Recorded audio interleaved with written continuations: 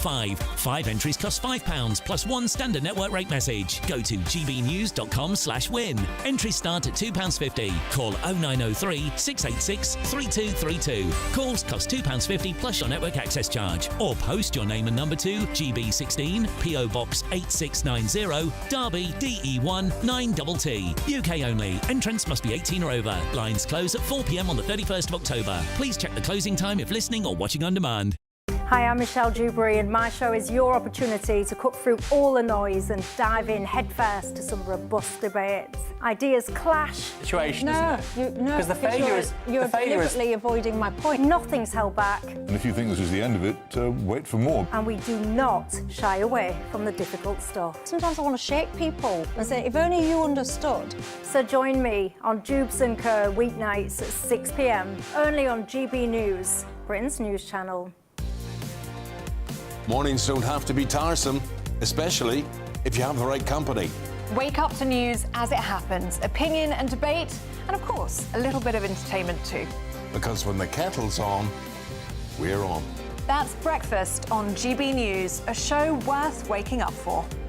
Every morning from 6 a.m. Only on the People's Channel, Britain's news channel. We'll spread the news, you spread the word. From the school run to the home run, watch a new show for all of Britain. He can say whatever he wants. A straight talking show where all voices are heard. And, you know, when are we going to stop talking about smashing the gangs and actually do it? With the stories that matter from every part of our country. There's a bit of a crash landing there for your Chancellor. Bold, fearless and standing up for you. That's me, Martin Daubney, 3 p.m. till 6 p.m, weekdays, here only on GB News. The People's Channel, Britain's news channel. Westminster's full of talk, but out here, it's the real world. Am I allowed to talk now? No, that's it. This is where it matters, real people and real lives. That's what politics is all about. In fact, has Trump made a good start? No. Straight answers, no spin, and just a couple of pints. How many fingers have I got up? About 10. So join me for Lee Anderson's Real World every Friday at 7 p.m, only on GB News. The People's Channel, Britain's news channel.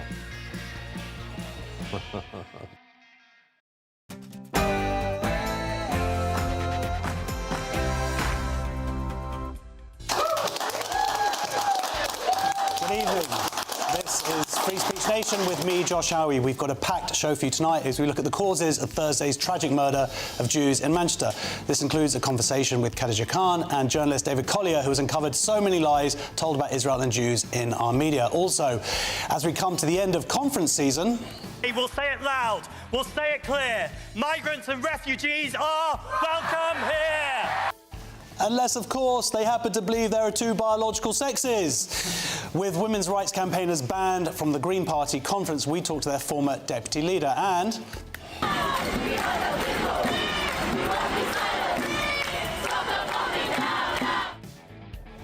With new laws imminent, we'll be debating where the line is between the freedom to protest and inciting hatred. We'll also be talking to Lucy Connolly's barrister on what he thinks can really be done to protect free speech. And online sensation The Critical Drinker talks to us about Elon Musk's attempt to boycott Netflix. And of course, I've got some comedians answering some crazy culture conundrums from our live studio audience.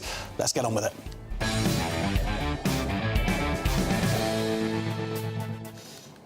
Let me tell you my favourite Jewish joke. There are these two Jews in front of a firing squad and they're offered blindfolds. Whereupon one of the Jews starts swearing, effing and blinding, telling them to shove their blindfold where the sun doesn't shine. And the other Jewish guy turns to him and says, "Shh, you don't want to make trouble." Now, I always thought that British Jews were a bit like that. Don't make trouble, don't create a fuss, get on with life, work, contribute, be grateful. And for the last few hundred years, we've certainly had a lot to be grateful for, living freely and safely, lucky to have found ourselves entwined and welcomed within the social fabric of Britain, as Britain has become entwined within the social fabric of who we are. Every week in synagogue, we say a prayer for the leaders of our country, for its lawmakers and welfare, knowing our fates are the same. And for the most part, we were safe. Until last Thursday, until Yom Kippur. How many of us knew then, as we were reciting the community prayers, that our lawmakers had already let us down, that there would be two men who were no longer sealed in the book of life? Which is why this week you saw some British Jews become the other guy in the joke. You saw it when the Deputy Prime Minister was heckled at the Visual on Friday, because we find ourselves in a firing line regardless, and politeness hasn't protected us. So let me be impolite. Muslims are racist towards Jews. Yes, it's not all Muslims, and I've been lucky to meet many who fight this racism at great personal cost. But unfortunately, there are many more who tolerate this hatred, many who indulge in it, and as we saw this week, there are those who act upon it.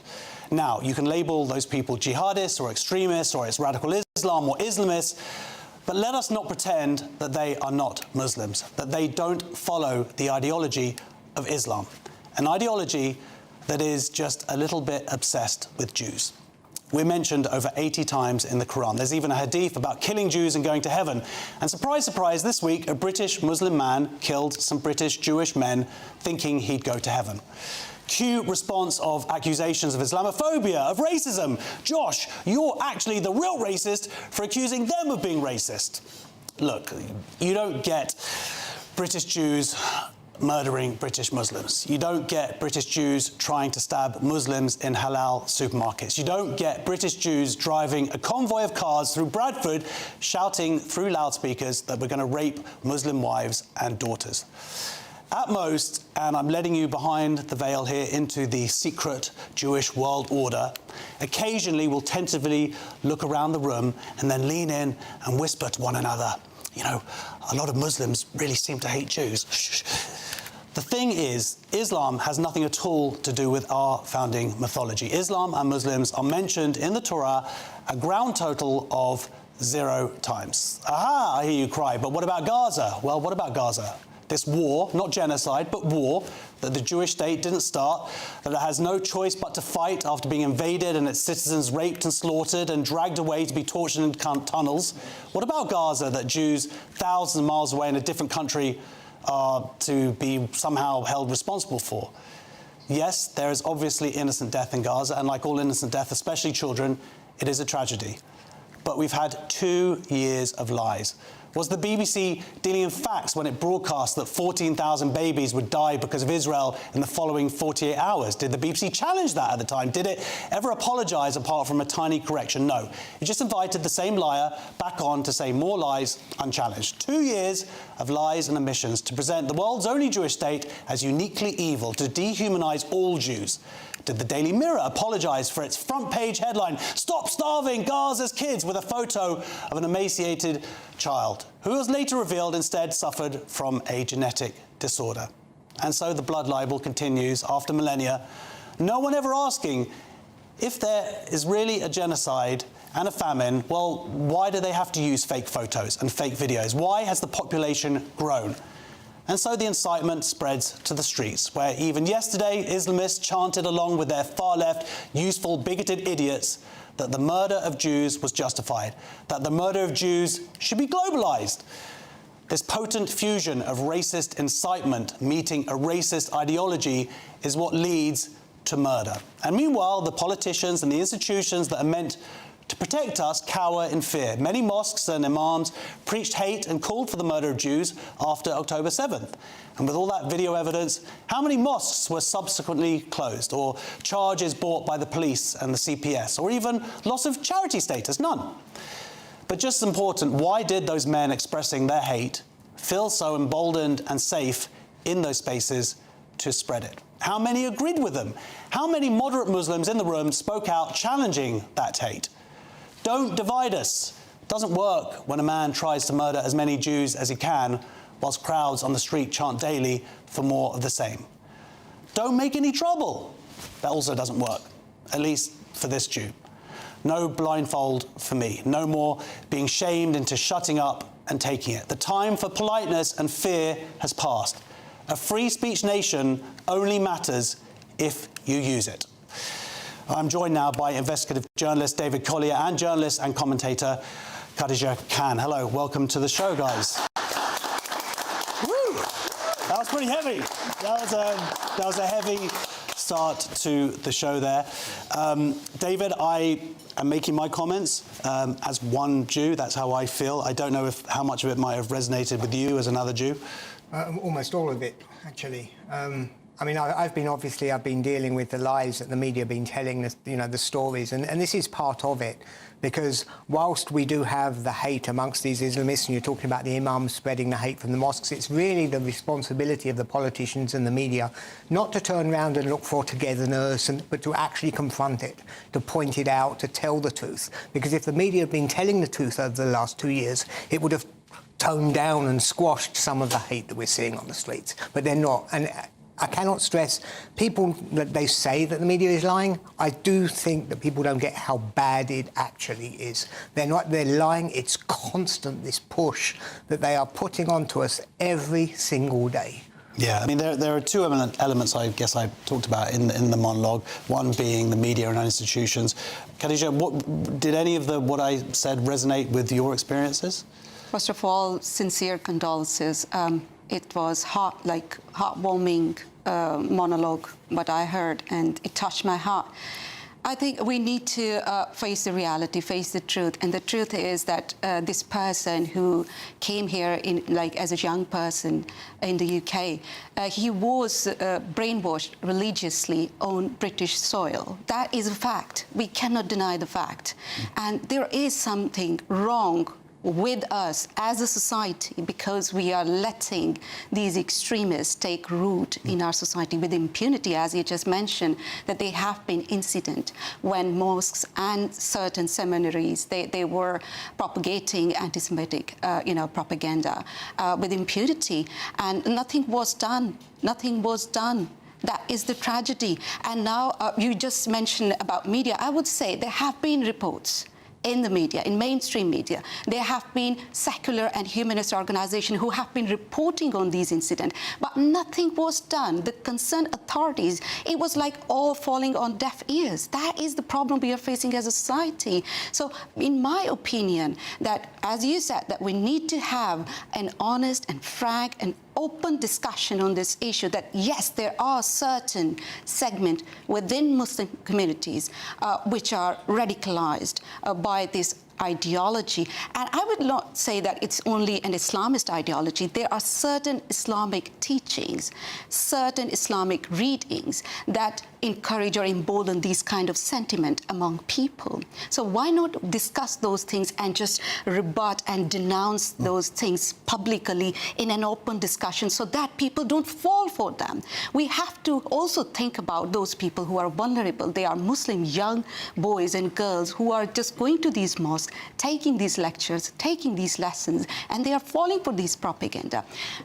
In my opinion, hate, bigotry, prejudice, wherever it rears its ugly head, we need to call it out. Whether it is coming from religion, we should not be tolerating intolerance. Absolutely, and it's an interesting point you make, because all religions contain problematic passages. You know, in the New Testament, in the Torah, there's stuff you can find anywhere which can be used to hate, of course. But as you're saying, Khadija, what we are unfortunately seeing is lack of support for those people who are challenging it, right? I think part of it as well is what happens when they do. I mean, you're mentioning out, if I was to go on my Facebook or on Twitter and I was to post something that was controversial, extreme, there would be immediate pushback from within my own community. I do a lot of research into like the extremists, like Muslims in this country, and you go on their Facebook posts, you go into their pages, when they post something, even if it's support for terrorism, support for bloodshed, there's only likes, only love hearts, not a single angry face, not a single challenge. And that's a really scary situation to be in. Well, we just saw obviously the attack this week, and then it's revealed that the murderer's father comes out and does his kind of like, this is a shock, this is a tragedy, and then, of course, well, tell me what you were talking about earlier. This is part of it. I mean, shortly after the attack, one of the things I do is I go and I start looking for, the family, start seeing what's going on. I found the father's Facebook. And as the father is making a statement to say we're absolutely shocked and horrified, you go into his Facebook stream and you see that there's been support for the atrocities of October the 7th, there's support for rockets and missiles falling on Israeli houses. And it reminded me, because it's a pattern. I remember with the murder of the MP, David Amos in Southend, when I did the same thing, you find the father standing there talking about how he's shocked. But you go into the father's Facebook posts and you see this is what's going on in the household. You can see the extremism there. And these people, they're being coming in, and we're talking about now, these people mostly were born here, not all of them. But if not, then their parents were born abroad. And they're coming in from places like Libya, the Manchester bomber in Libya, and you realise that they were fighting in Libya. Or this guy from Syria was sectarian. Just because he happened to be against Assad doesn't make him a friend of democracy and we're bringing them in. We're not checking enough. We've got hundreds of thousands of these people coming in every year, and there is almost no due diligence done on it whatsoever. They're being left in these houses. The fathers are extreme, and they're pushing this extremism onto the children. And we're not the problem, and this is what our society's not pushing back against it. We're not taking those children and saying, actually, you're British, you're here. This is what we believe over here. And we're not doing that, and I think it's an awful mistake. Yeah, I mean, this cultural point is, I think this goes back to what you were saying, was that, someone was essentially raised in this country who was very young when he came here. This is a learned culture, right? We have seen these discussions in mainstream media that these pro-Palestine marches, they are, infiltrated by certain anti-Semitic, elements, and then there has been denial about this thing, and then we see that right after this tragic incident, 2 Jewish people, they were killed in cold blood. And after a few hours, we saw a chaos in the city. I mean, they didn't give them 24-hour period, in my opinion, just to mourn their loved ones in peace. Or it's a tragedy for the whole community. So I have always said that there have been elements here in this society on British soil which are extremist. And of course, people who are coming with these kind of radical views, they are doubling down, this kind of threat to our democracy, to our society, to our culture.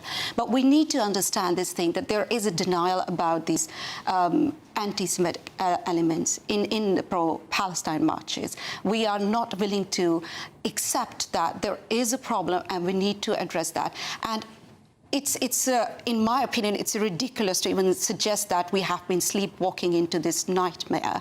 Literally, it was a suicidal adventure, in my opinion, to let these extremist views take root in British society. And it is a tragedy that a country that has been viewed traditionally as the bastion of free speech, tolerance, and a heaven, a secure heaven for religious minority, this has become a breeding ground for these extremist views. And this all being done in the name of multiculturalism, because the suggestion that has been pushed into political and social discourse is that all cultures, they are all equal, they are all respectable, all religious beliefs are respectable. You cannot just criticize any religion, and specifically Islam. The anti-Semitic sentiment have been euphemized, by pro-Palestine activism in the West, in my opinion, because people, they say whatever they want to say, and they get away with it because they are activists, because they are speaking for Palestinian people. In Palestine, Palestinian people, they are raising their voice against Hamas, but you will not see any of these pro-Palestine protesters in the West condemning Hamas terrorists. They would be removing every single individual from the protest who is even carrying a placard condemning Hamas. Well, it's not just the protest, whatever you're seeing on the BBC. You're not going to see I've seen lots of footage of Hamas murdering its own citizens. You're never seeing that kind of stuff out on the BBC. And, the other part of what I was talking about, David, was, how much the incitement that we've seen and the lies that have come through, and many of them that you personally have exposed, to what level do you think that has added to what happened on Thursday? Well, firstly, I think that the BBC is the biggest spreader of anti-Semitism in the United Kingdom today, bar none, because the legitimacy that the BBC has, it carries the responsibility of telling the truth. So when the BBC is pushing lies or not exposing what's taking place, we're talking about these marches. Almost all of the mainstream media sources have referred to... Obviously, the BBC deny that, I just have to say that. Well, OK. Well, of course they can, yeah. Deny as much as they like, for fine. But all of these mainstream... They've been referring to these marches as peace marches. We have these people, the ones who are marching through the streets, calling for the destruction of the Middle East's only democracy, turning around and also calling for the destruction of globalised the Intifada. Globalised Intifada, which is effectively to turn around and say, I need to become a target. I need to, as we saw in Manchester a few days ago. That's what globalised Intifada looks like. And yet our media are reporting them as peace marches, and they've been taking over our streets throughout the cities for the last 2 years. I've been here now. I've never seen anything like it, where the same marches are taking place week in, week out, every week for 2 years, without the government turning around and saying, you know what, enough. Well, we have a debate coming up on that. In the meantime, thank you so much for joining us for the show, David Kalia, Khadija Khan.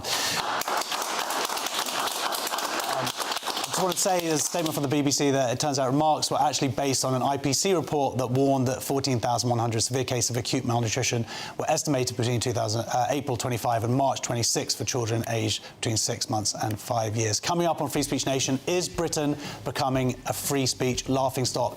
But next, comedians are answering some questions from our audience. It's going to be a little bit lighter then. See you in 2 minutes.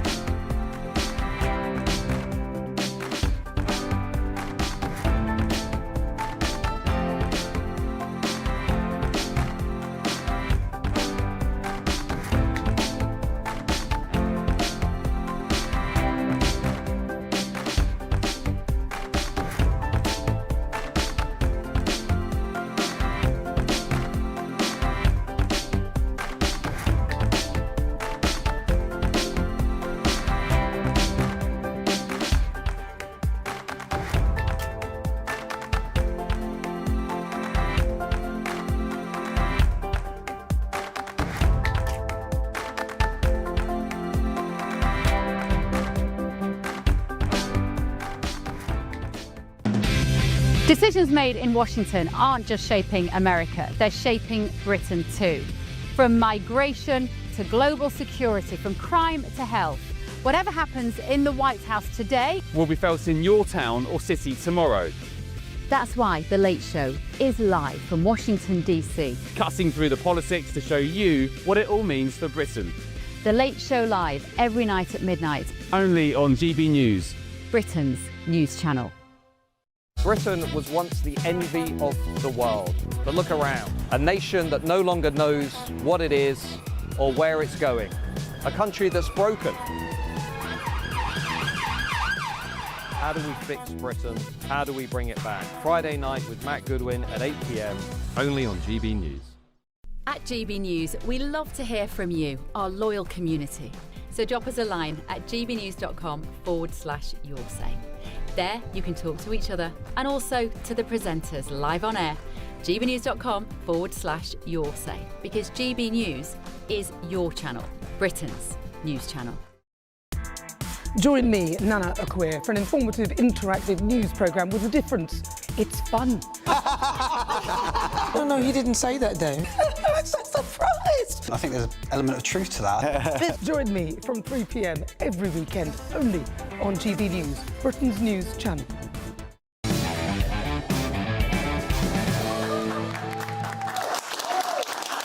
Welcome back to Free Speech Nation. My comedian guests this evening are Francis Foster and Nicholas De Santos. How are you, mate? You all right? Very well, thanks. Very good. Francis, good to see you. How's your back? You were meant to be coming on the show last week, but you got a date. No, I didn't. I wish, mate. No, I had a bulging disc. Yeah. Well, I was thinking of you, Josh. No, it wasn't. I literally wouldn't be able to sit on this chair. So this, for me, is an achievement. Yeah, well done. You're doing a really good job. Yeah. So we're going to get on with some questions. Our first question is from John. Do Gen Z or Gen Z need to watch adolescents more? Do John... yeah, I just should explain, John. Gen Z and Gen Z are the same. So... Really? Yeah. Should they watch adolescents more? So this is Gen Z men are more likely than older generations to value traits linked to toxic masculinity, such as physical strength and emotional restraint, a YouGov poll finds. However, they are less hostile towards women than older men, challenging claims of growing misogyny crisis.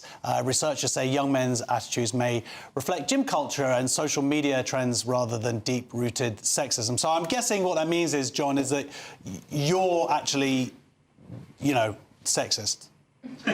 Oh, really? That's what this poll says. Oh, well, should I go and stand in the corner and hang my head in shame? No, do some push-ups. So what do you see? I mean, every so often, Francis, you're going to see these kind of studies that come out and they're kind of like, this generation is this generation is that. Was there actually any takeaway that was useful for you? Well, I think the very interesting thing with people who've done research into this generation is they tend to find two things. One, Gen Z men tend to be more, shall we say, let's say, pro-male in their outlook, whereas the ladies of that cohort tend to be very pro-feminist. But what's even more interesting than that are Gen Alpha. And they're the ones we're not talking about, because Gen Alpha are wild. They look at Andrew Tate as this sort of, like, kind of liberal type figure who's quite weak and needs to develop some kind of moral fibre and strong stances. Yeah, you're a little bit too left-wing for them. Mate, I'm positively transgender to that lot. I mean, this is Generation Alpha. Yeah, they might be the closest to saving the planet. They might get back to sort of Gen X. That would be the dream if they can kind of join up. Have you had any interaction with Gen Alpha? Well, no, most of my YouTube channel fans are boomers, but based boomers. I wouldn't take Gen Alpha too seriously because they've just got out of kindergarten or elementary school.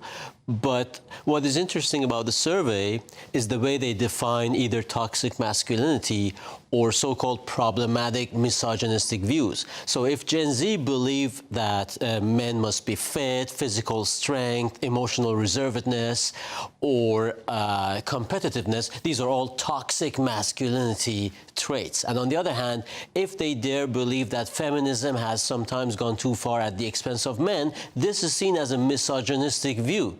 So I have an issue with the underlying idea that either that is bad or this as well. What's wrong with being competitive or physically fit, and what's wrong with believing that? I think it's effectively proven that feminism has gone to the detriment of men in some cases. Anybody who's been to a family court in this country knows that very well. OK, well, thank you for revealing something of your personal life. You'll get over it one day. But, yeah, I mean, Francis, obviously, you're all about fitness and... and all those massive... I'm a guest on your show, mate. How can you say that? It just right to my face. No, look, this idea that somehow you are toxic if you think that men should lift weights, be stoic, work hard.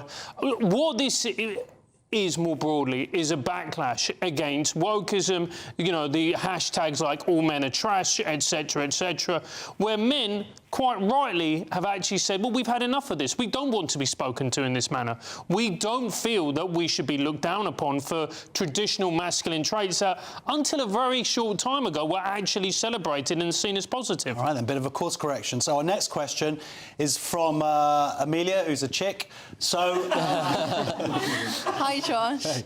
So my question is there anyone nowadays who doesn't have ADHD? Yeah! Is there anyone who doesn't have ADHD? So NHS ADHD waiting lists have ballooned, with more than 500,000 people in England currently waiting for assessment. At current rates, some trusts would take 2,000 years to clear their backlogs. Campaigners claim ADHD UK plan legal action to force local health boards to provide timely diagnosis and treatment. So, Amelia, are you one of the few people who doesn't have ADHD? I'm proud to say I do not have ADHD. I've never met a young person without ADHD before. It's definitely becoming more common. I don't know if that's more awareness or more diagnosis or just, I don't know what else is causing it. That's it. I mean, the ADHD, I know a few people in my life who have just suddenly turned around and go, the reason I'm just rubbish about everything is I've got ADHD. Yeah. That's the excuse.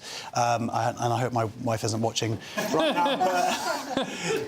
But yes, this idea that it's going to take 2,000 years to clear a backlog. I think what it is that people just have spent... There's, of course, ADHD. It is a very real thing.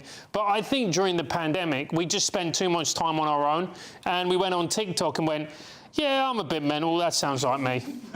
And that's it. So that's it. That's it for the vast majority of people.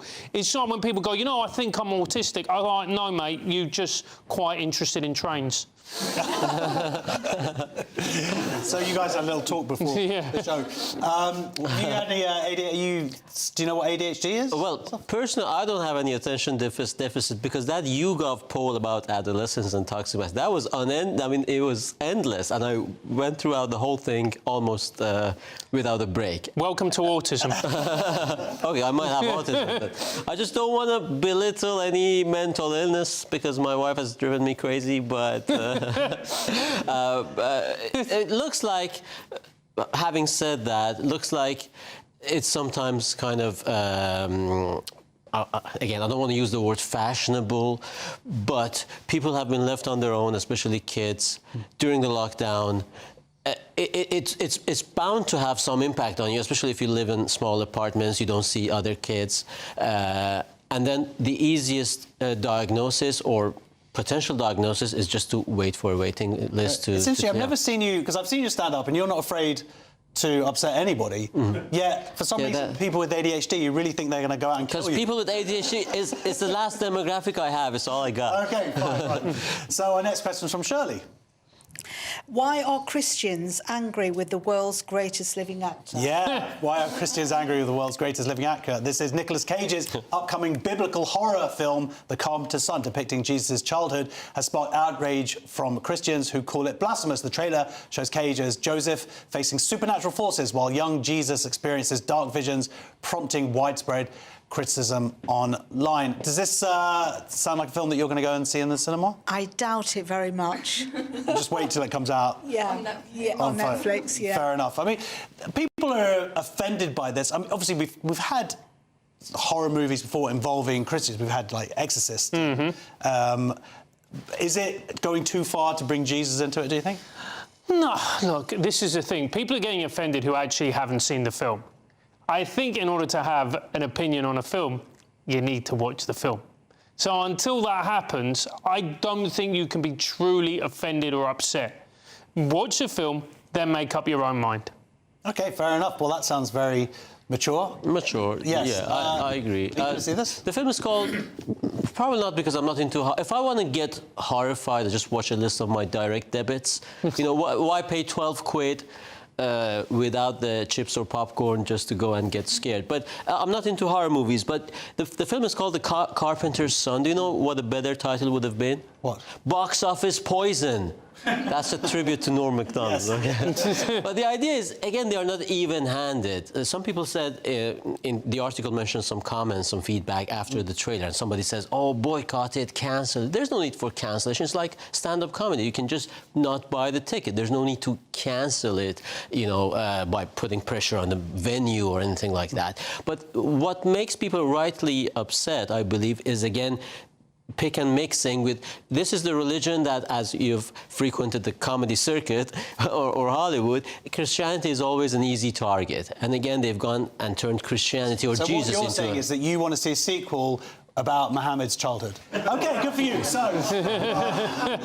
our final question for the moment is from Jeff. How many press-ups should a priest be able to do? Yeah, how many press-ups should a priest be able to do? This is Father Alberto Ravignani. Is that racist? Ravignani.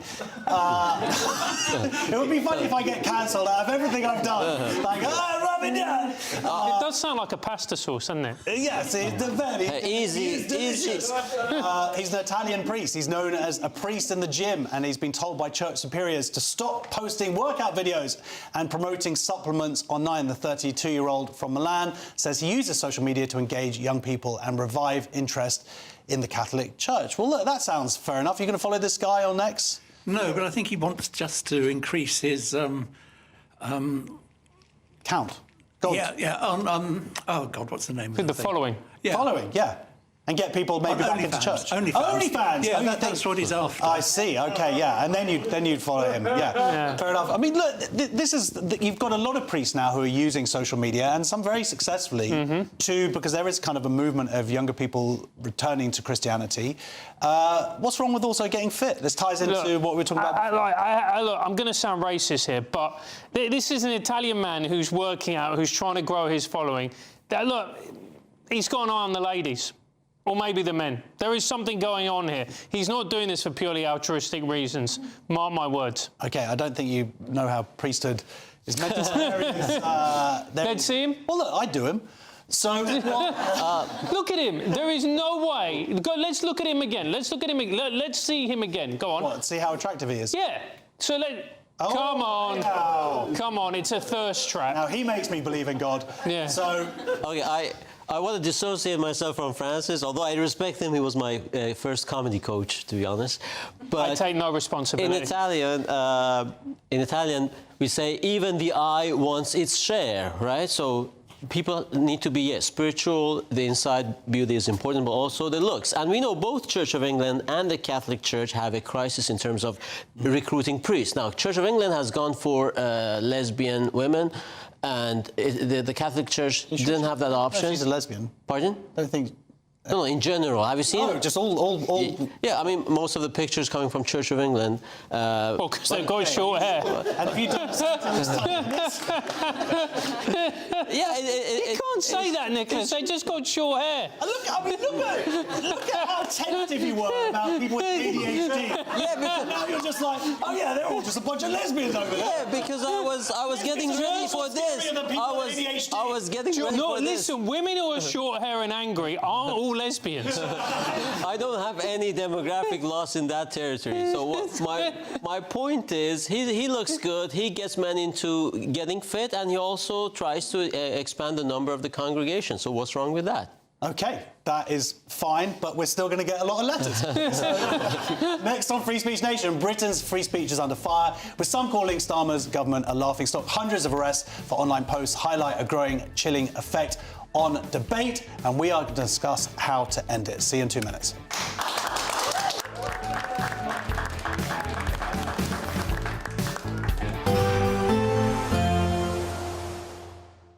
Can't wait to get in that sea. Lovely and warm. Just like the feeling of having great travel insurance. All Clear Travel Insurance sponsors GBNews Travel Destinations Forecast. It's been very unsettled across parts of the eastern Mediterranean, and it will stay pretty wet across Greece and parts of the Balkans through the next few days. But Iberia, the Canary Islands and also Madeira having plenty of fine weather through the day on Monday. 1 or 2 showers for eastern Spain, but lots of fine sunny conditions across Italy too. We'll run into those thunderstorms and heavy spells of rain there across Greece, some stronger winds as well. And as we go towards Tuesday in the middle part of the week, that unsettled weather will push in towards Turkey as well, so potentially some flooding here. All Clear Travel Insurance sponsors GBNews Travel Destinations Forecast. Good evening, welcome to our latest GB News weather from the Met Office. After a stormy start to the weekend, the north-south split that we saw last week is going to return as we head into the new working week.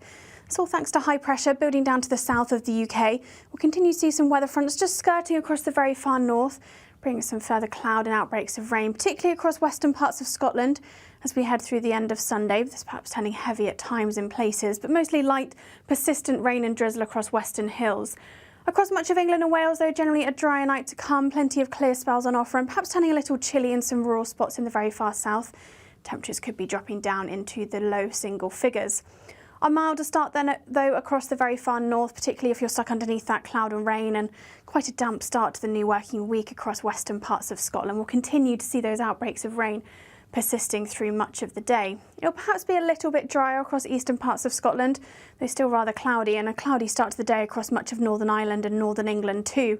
Some low cloud and mist and murk is possible over the hills, but any mist and fog that we might see developing under those clear skies overnight across much of England and Wales will clear relatively quickly through the morning, leaving a dry and bright start for many places in the south. That north-south split then continues as we go throughout much of Monday. Outbreaks of rain continuing across western parts of Scotland through the afternoon, but the best of any prolonged sunshine definitely across the south and the southeast. And temperatures will be up a little on Monday compared to what we saw over the weekend. 20, 21, perhaps even 22 degrees across the southeast, and even across eastern parts of Scotland we could see into the low 20s. Tuesday is another damp start across the very far north. An area of rain sinks its way south and eastwards as we go towards the afternoon, perhaps turning a little brighter in the very far northwest, but a bit more cloud on offer across much of England and Wales. It's then turning settled as we head through the second half of the week, but after a warmer day on Monday, those temperatures are going to return closer to average. In the GB Newsroom, we bring you the news as it happens. With our team of dedicated journalists across the UK, we're ready to keep you up to date with what's happening every half an hour, every single day. Bulletins here on GB News, the People's Channel, Britain's news channel. Britain was once the envy of the world. But look around. A nation that no longer knows what it is or where it's going. A country that's broken. How do we fix Britain? How do we bring it back? Friday night with Matt Goodwin at 8 p.m. only on GB News. At GB News, we love to hear from you, our loyal community. So drop us a line at gbnews.com/yoursay. There you can talk to each other and also to the presenters live on air. gbnews.com/yoursay, because GB News is your channel, Britain's news channel.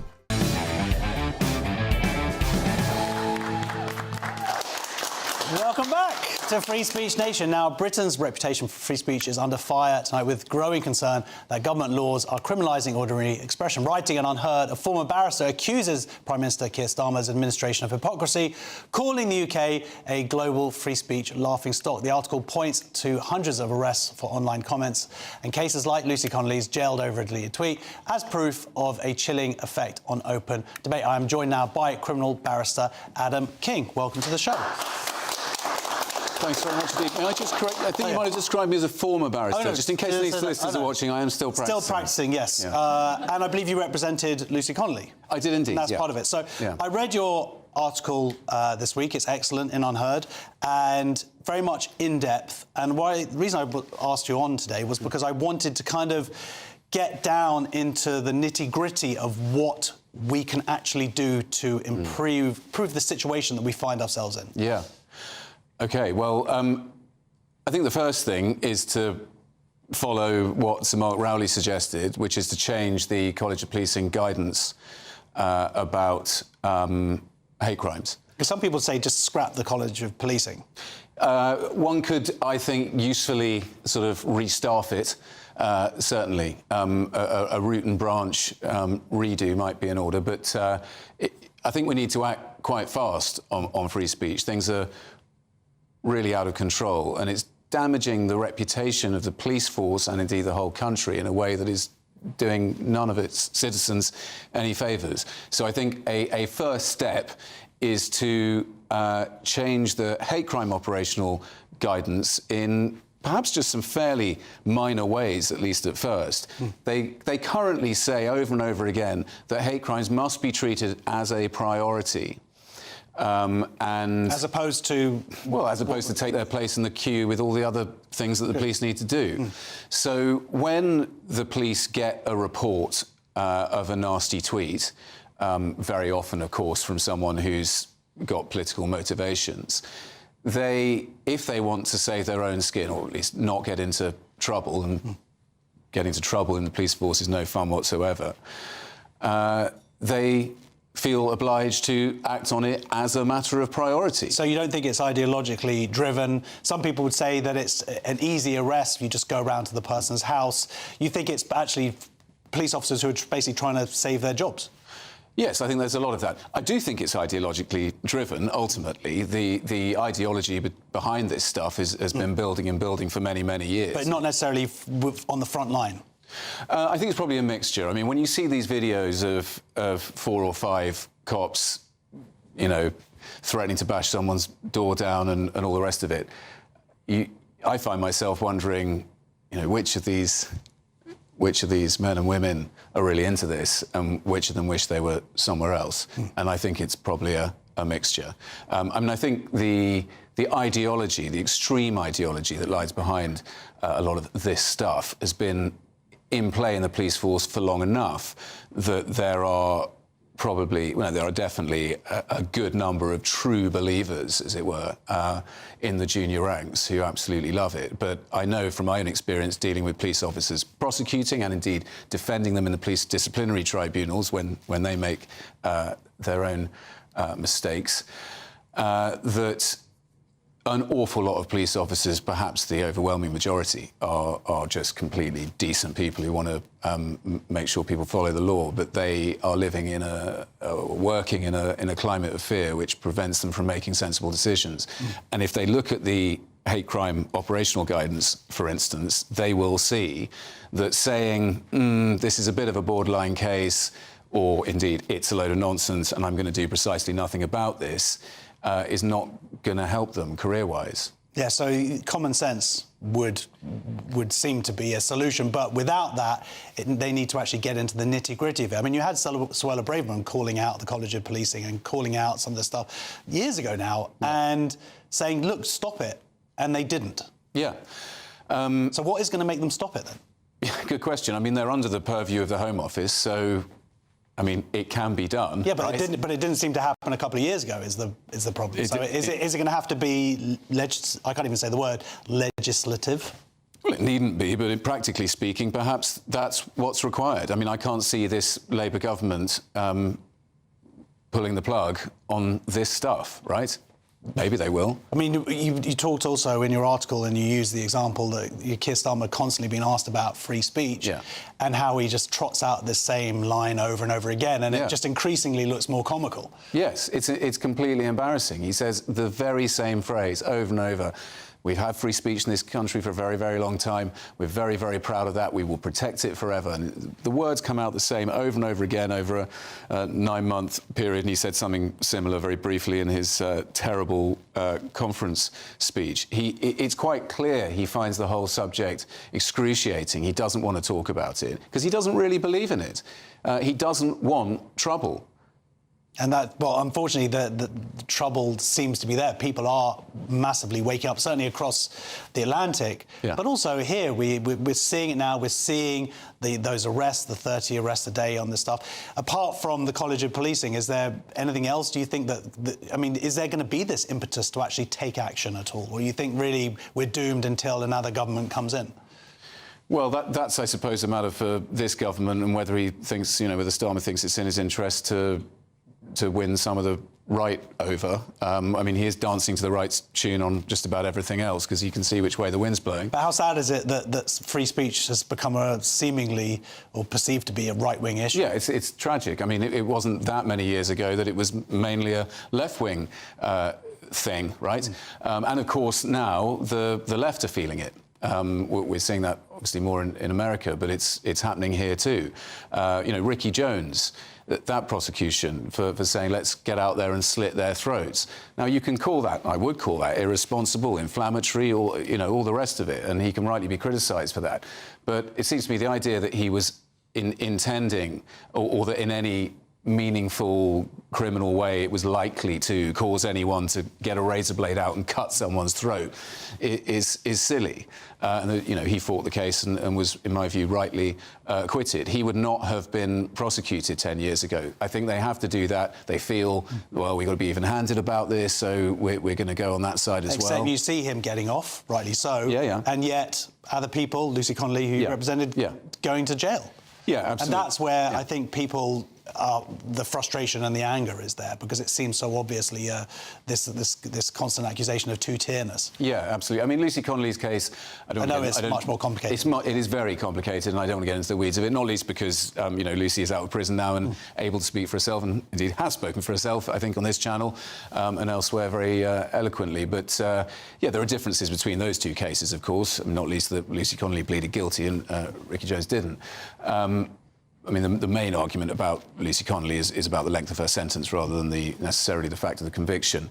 The two-tier thing, of course, one can get carried away with that idea and come up with some sort of paranoid conspiracy that, you know, this cabal of left-wing judges are doing everything they can to bang up any right-wing person who says anything, and I certainly don't believe that to be the case. I think there's been an awful lot of unfair criticism of the judiciary. But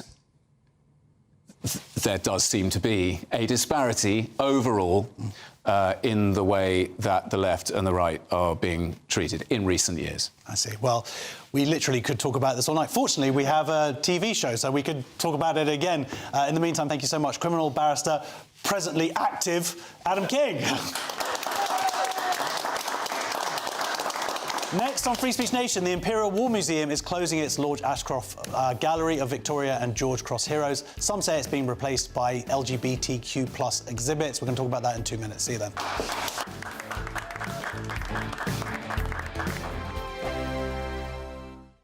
Welcome back to Britain's Newsroom with Andrew and Beth. Hello everyone, Patrick Christie is here. I'm Michelle Duke, Britain's News Channel. Access the stories that matter to you. Take the GB News family with you on any device, and as long as you have an internet connection. Tune in to GB News anywhere on the planet or beyond. GB News, the People's Channel, Britain's news channel. Decisions made in Washington aren't just shaping America, they're shaping Britain too. From migration to global security, from crime to health. Whatever happens in the White House today will be felt in your town or city tomorrow.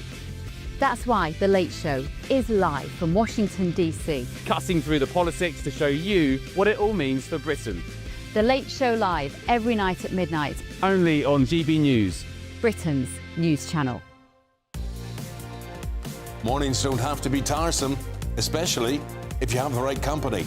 Wake up to news as it happens, opinion and debate, and of course, a little bit of entertainment too. Because when the kettle's on, we're on. That's Breakfast on GB News, a show worth waking up for. Every morning from 6 a.m. Only on the People's Channel, Britain's news channel. We'll spread the news, you spread the word.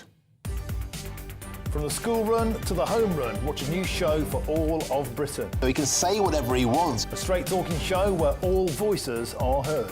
And, you know, when are we going to stop talking about smashing the gangs and actually do it? With the stories that matter from every part of our country. There's a bit of a crash landing there for your Chancellor. Bold, fearless and standing up for you. That's me, Martin Daubney, 3 p.m. till 6 p.m, weekdays, here only on GB News. The People's Channel, Britain's news channel.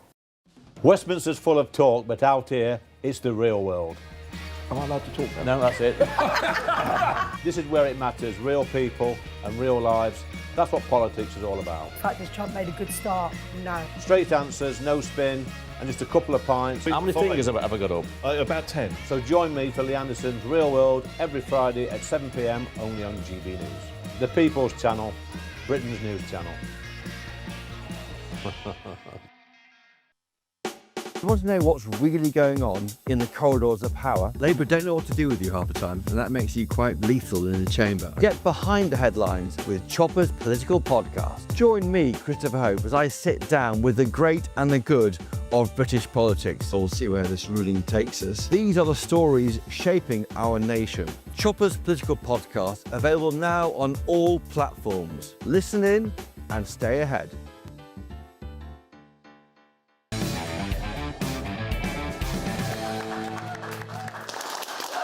Welcome back to Free Speech Nation. The Imperial War Museum is closing its Lord Ashcroft Gallery, which honoured over 250 recipients of the Victoria and George Cross, celebrating acts of extraordinary bravery across 2 centuries. Visitors praise the exhibits for highlighting courage, sacrifice and heroism, from soldiers in historic battles to children performing daring acts. However, some say the museum is replacing these stories of valour with new displays focusing on LGBTQ+ histories, and many fear this remarkable collection may never be shown together again. I am now joined by research fellow at the Pharos Foundation, Dr. Clarissa Hard.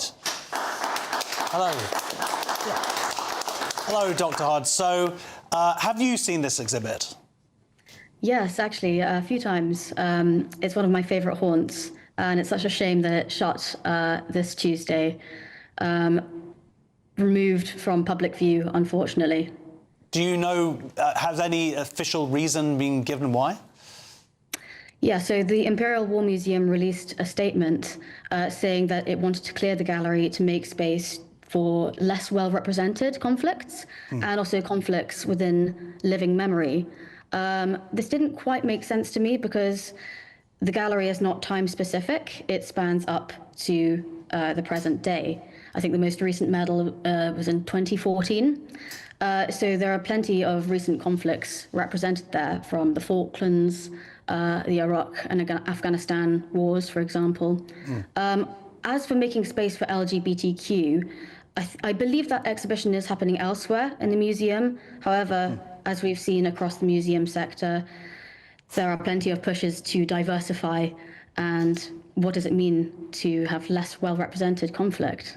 Yeah, well, I was going to... I mean, I never got to see the exhibit myself, but it sounds like it's something that you would see, by example, you would see these personal stories of bravery, but also giving some highlight into conflicts that we may not otherwise really know about from our history books. Yeah, absolutely. And I think we see this represented in the St. George Cross selection. So I think there are about 230 Victoria Cross medals or thereabouts, but also St. George Cross medals which were awarded to civilians mainly. So people showing exceptional bravery out of the line of fire. So one of my favourites is actually a girl in Canada in 1916 who saved her cousin from a cougar attack by putting her arm into the cougar's mouth. Where else would you see that? And surely it has a place alongside other remarkable stories. Well, hopefully it will come back in some other form. Anyway, thank you so much for joining us. That's the research fellow at the Pharos Institute, Dr. Clarissa Hard. Thank you. The Imperial War Museum spokesman said, "We are very proud to have displayed the Lord Ashcroft Medal collection at the London since 2010, made possible by a generous 15-year loan by Lord Ashcroft, and hopefully, what does it say, in defence of our public and the bravery and sacrifice." Anyway, that's the end of First Speech Hour on Free Speech Nation. Don't go away, there's lots more to come between now and 9 o'clock. Expect warm spells with the odd rude interruption. Box Boiler sponsors the weather on GB News. Good evening, welcome to our latest GB News weather from the Met Office. After a stormy start to the weekend, the north-south split that we saw last week is going to return as we head into the new working week. It's all thanks to high pressure building down to the south of the UK. We'll continue to see some weather fronts just skirting across the very far north, bringing some further cloud and outbreaks of rain, particularly across western parts of Scotland as we head through the end of Sunday. This perhaps turning heavy at times in places, but mostly light, persistent rain and drizzle across western hills. Across much of England and Wales, though, generally a drier night to come, plenty of clear spells on offer and perhaps turning a little chilly in some rural spots in the very far south. Temperatures could be dropping down into the low single figures. A milder start then, though, across the very far north, particularly if you're stuck underneath that cloud and rain, and quite a damp start to the new working week across western parts of Scotland. We'll continue to see those outbreaks of rain, persisting through much of the day. It'll perhaps be a little bit drier across eastern parts of Scotland, though still rather cloudy, and a cloudy start to the day across much of Northern Ireland and Northern England too. Some low cloud and mist and murk is possible over the hills, but any mist and fog that we might see developing under those clear skies overnight across much of England and Wales will clear relatively quickly through the morning, leaving a dry and bright start for many places in the south. That north-south split then continues as we go throughout much of Monday. Outbreaks of rain continuing across western parts of Scotland through the afternoon, but the best of any prolonged sunshine definitely across the south and the southeast. And temperatures will be up a little on Monday compared to what we saw over the weekend. 20, 21, perhaps even 22 degrees across the southeast, and even across eastern parts of Scotland we could see into the low 20s. Tuesday is another damp start across the very far north. An area of rain sinks its way south and eastwards as we go towards the afternoon, perhaps turning a little brighter in the very far northwest, but a bit more cloud on offer across much of England and Wales. It's then turning settled as we head through the second half of the week, but after a warmer day on Monday, those temperatures are going to return closer to average. Expect warm spells with the odd rude interruption. Boxed Boilers sponsors the weather on GB News.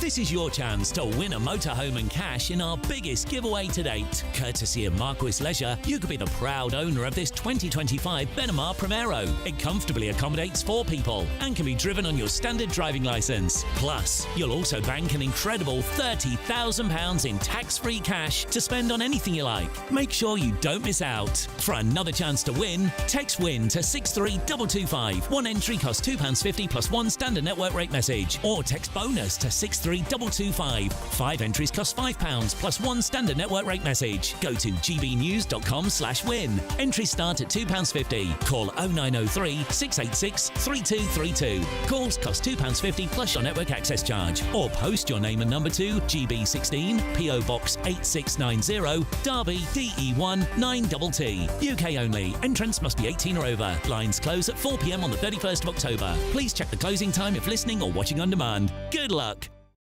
It's Patrick Christie's Tonight, and here we do things differently. It's explaining the absolute madness of this, doesn't it? It's explosive. I mean, this is very good. It's lively. 850. Your government sat there short and it did nothing. It's controversial. And the Middle East has been in turmoil since before I was born. It's everything you need to kickstart your evening. Everyone's had their Weetabix tonight. I love to see it. That's Patrick Christie's Tonight, weeknights from 9 p.m.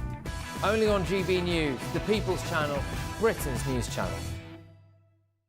At GB News, we love to hear from you, our loyal community. So drop us a line at gbnews.com/yoursay. There you can talk to each other and also to the presenters live on air. gbnews.com/yoursay, because GB News is your channel, Britain's news channel. Hi, I'm Michelle Dewberry, and my show is your opportunity to cut through all the noise and dive in headfirst to some robust debates. Ideas clash. Situation, no, isn't it? No, because the failure is you're deliberately avoiding my point. Nothing's held back. And if you think this is the end of it, wait for more. And we do not shy away from the difficult stuff. Sometimes I want to shake people and say, if only you understood. So join me on Jubes & Co weeknights at 6 p.m. only on GB News, Britain's news channel. Join me, Nana Akwe, for an informative, interactive news programme with a difference. It's fun. No, he didn't say that, Dave. I'm so surprised. I think there's an element of truth to that. Join me from 3 p.m. every weekend, only on GB News, Britain's news channel. In the GB newsroom, we bring you the news as it happens. With our team of dedicated journalists across the UK. We're ready to keep you up to date with what's happening every half an hour, every single day. Bulletins here on GB News, the People's Channel, Britain's news channel.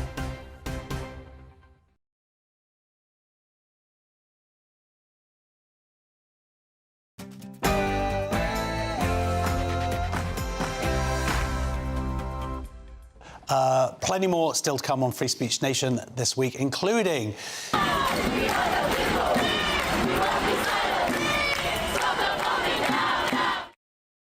We'll be debating where the line is between the freedom to protest and the inciting of hatred. And the latest from conference season. We'll say it loud, we'll say it clear. Migrants and refugees are welcome here. unless they believe there happen to be two biological sexes. That's right, women's rights campaigners were banned from the Green Party conference. When you're trying to decide, think about all the things you like to do. Just be you. Just be me. Just be you. So, Chris Goldrinker, aka Will Jordan, will join me to discuss the news that Elon Musk is encouraging people to cancel their Netflix subscription over trans cartoons. And I've got comedians answering some crazy culture conundrums from our live studio audience. Just next.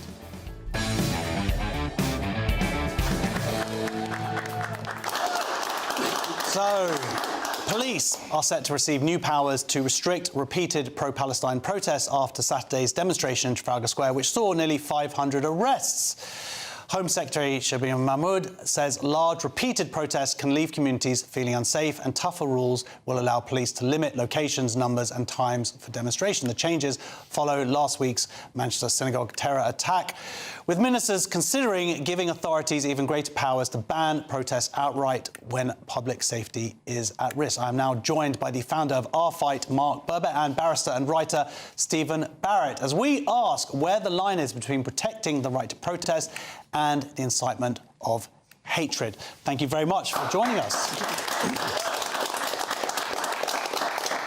This is a tricky one, and this is the fine line. And rather than any kind of the normal shouty debate, I would love us if we could find some kind of common ground here. Now, Stephen, I watched your videos through the week where you were very adamant that these protests should have been cancelled and that there was already the power to do so. Yes, so let's add some nuance to my position. I personally, not as a lawyer, but as a person with a political opinion, feel that they should have been banned and they should have been blocked. But as a lawyer, I was offended because the Home Secretary, as far as I was concerned, misled the public and suggested that the laws don't already exist. And so what I wanted to do was put my lawyer hat on and say, look, whether you want this to be banned or not, the power to ban them is clearly met. We have two acts of Parliament that allow them to ban protests. The test, I think, in the 1986 Act is met, and then if it's not, the test in the 2023 Act is definitely met. She can go and she can get an injunction on these protests. I think particularly, personally, I feel immediately after the attack was a time to stop the protests. If I think more long term, I just think they've made their point. We know they exist. We know that they're a small number of people. Personally, I'm concerned that they might be being funded, and I'd like to know who's funding them.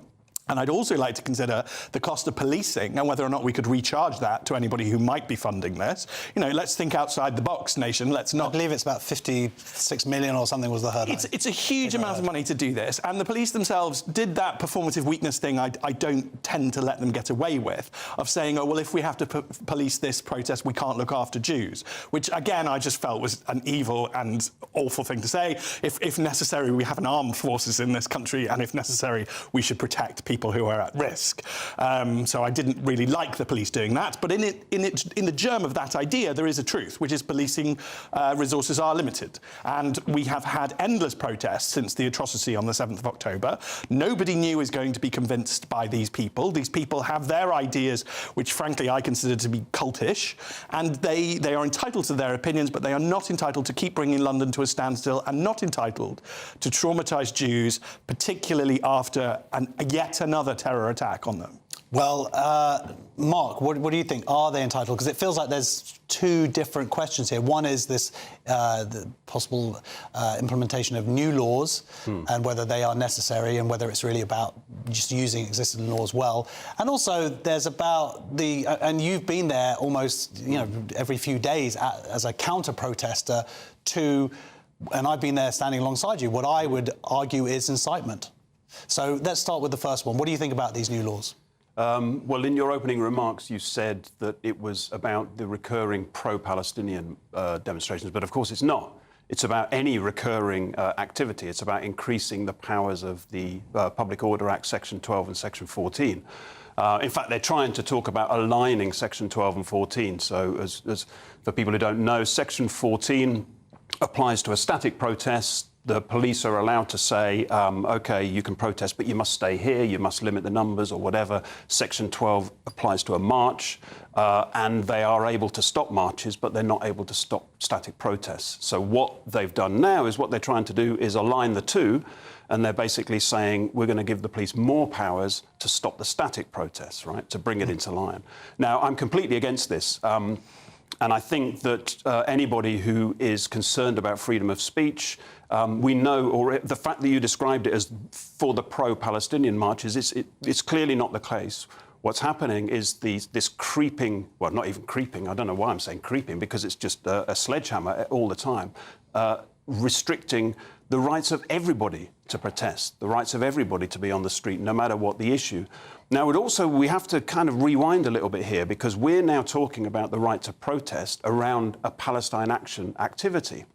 But don't forget, the reason we're in this situation is because the government chose to define Palestine Action as a terrorist organisation, which is ridiculous. I mean, we said it was ridiculous on this show a few weeks ago when we debated it, but surely it's even more ridiculous now when we see a real terrorist in Manchester do real terrorist things that anybody in the British public would recognise as terrorism.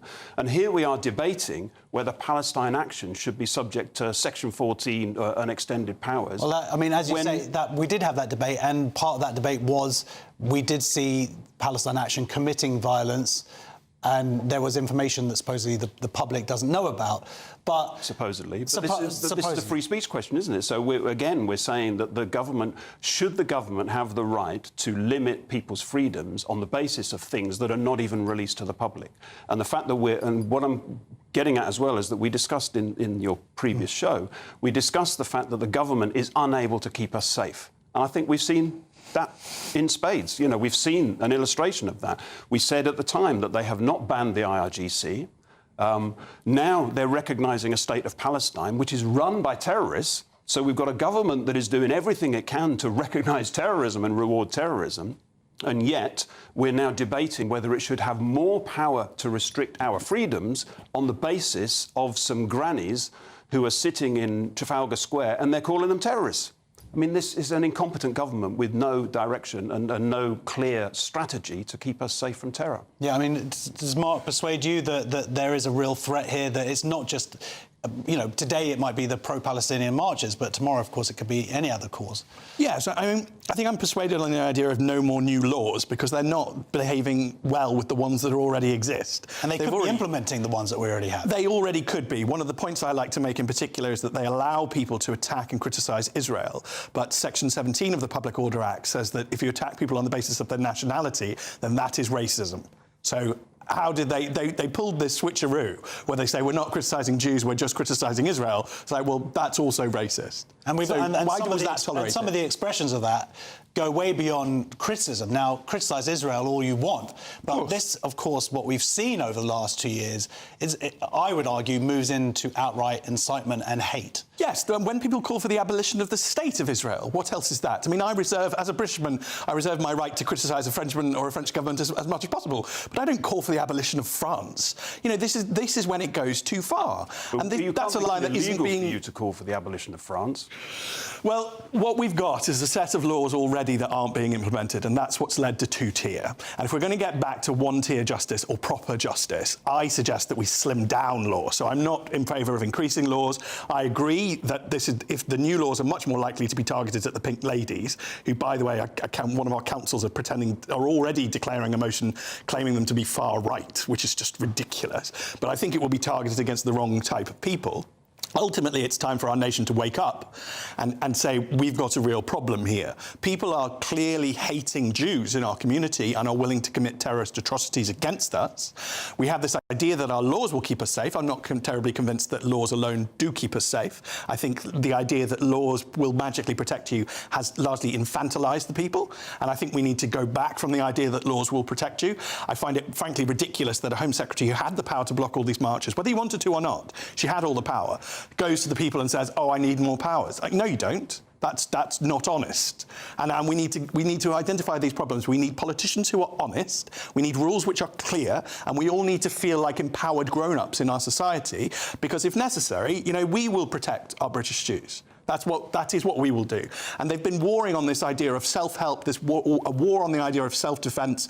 I mean, a few years ago, they probably would have tried to spin what I just said as somehow outrageous. But this is a long-standing constitutional part of our law, that we have a right to self-help, we have a right to self-defence. These are parts of what we do, and it's how we keep ourselves safe. Well, what you've done, and the organisation that you've set up, Our Fight, is as a counter-protest to that. You have non-Jews out at these marches.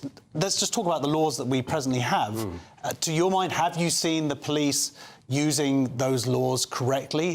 When things like, globalise the Intifada, I mean, for me, that's just code for kill Jews. Do you think that there should be some sort of clarification along those lines? I don't think so, no. I think the latter part of what you were saying, Stephen, is quite right, is what I would agree with, is that laws are not going to keep people safe. And just to keep adding to them, unfortunately, blurs the picture. So we have, as you rightly say, got people going out onto the street chanting "Globalise the Intifada," making it very clear this week where they stand, because on a weekend just after the Manchester murders, they were asked to not go ahead with their action in Trafalgar Square, a Palestine action, and they went ahead with it. So it's very clear where they stand in relation to any empathy and sympathy and solidarity with Britain's Jews.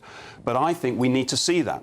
I think that if you ban that, then those people will they'll shift the debate. They'll claim to be martyrs. That's what they're already doing. Well, that's what they're doing. Yeah. Exactly. They're claiming to be martyrs. They're claiming to be the people who are standing up for the people of Gaza, and we're being suppressed and all this. Strangely, they're quite quiet when it comes to the hopeful ceasefire that's going to be implemented. Yeah, indeed. And other people's free speech. As you've described the activities we do, we stood outside the Royal Courts of Justice when they were there. They drove us away. We stood outside the kneecap court case in Westminster. They drove us away. So they're only interested in free speech when it comes to their free speech, but it's left to us to defend free speech. But the point I'm getting at earlier is that we need to create a climate where people are prepared to stand up for their colleagues and their friends and Britain's Jews and stand in solidarity, rather than imagining that some kind of banning of a march, banning of this Globalise the Intifada statements is going to achieve anything. We need to see those people for what they are. And I think this week has done that. I think I'm speaking to a lot of people who are kind of really saying that they're now seeing these people for what they are, the Palestine Solidarity Campaign, the fact that they're going ahead with all of these activities up and down the country, even in Manchester. They even had an activity in Manchester, So people are now seeing them for what they are. And I think we need to take advantage of that, build on that. Yeah, I mean, Mark's organisation, it's called Our Fight. This isn't just a fight for Jews, it's arguably a fight for Western democracy. It's a fight for everybody. What starts with Jews doesn't end with Jews. But there is a threat, of course, that we lose something of ourselves along the way.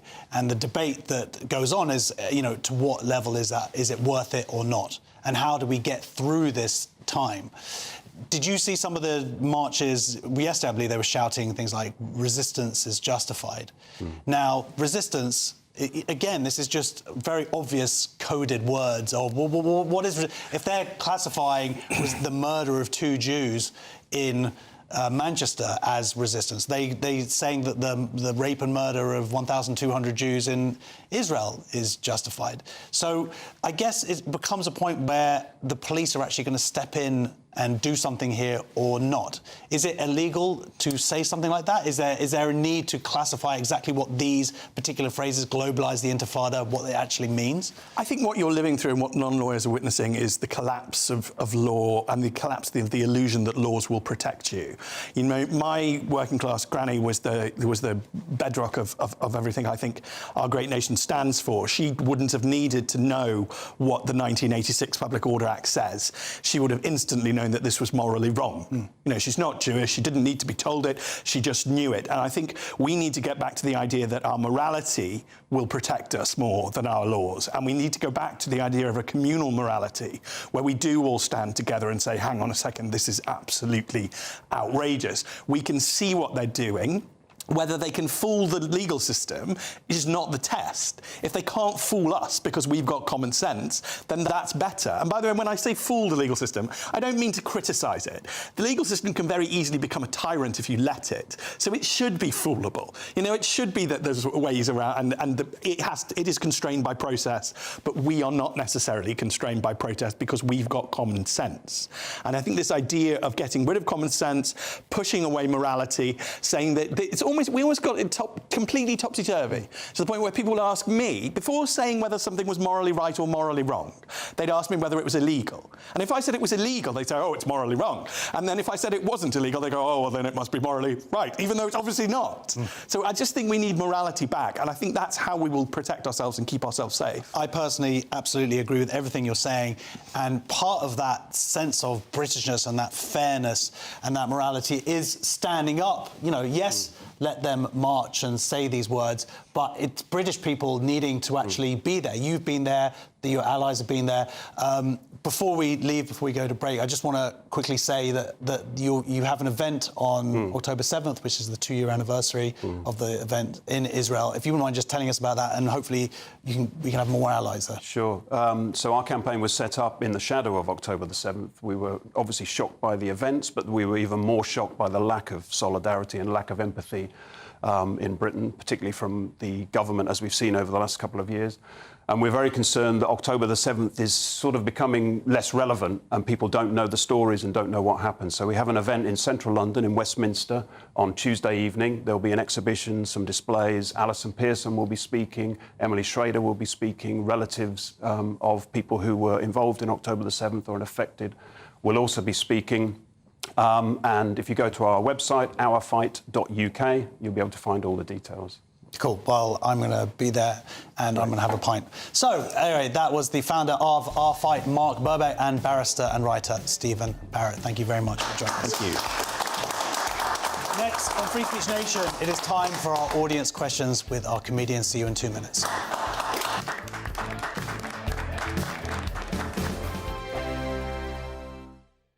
Britain was once the envy of the world. But look around. A nation that no longer knows what it is or where it's going. A country that's broken. How do we fix Britain? How do we bring it back? Friday night with Matt Goodwin at 8 p.m. only on GB News. Exciting news. Every Friday, my Patrick Christie's Tonight Show is going to have a twist to it. We're welcoming some special guests. You.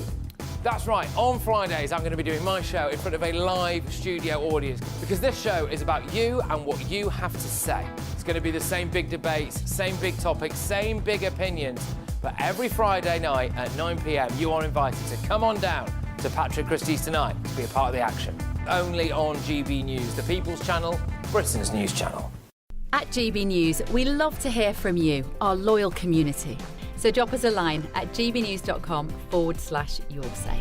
There you can talk to each other and also to the presenters live on air.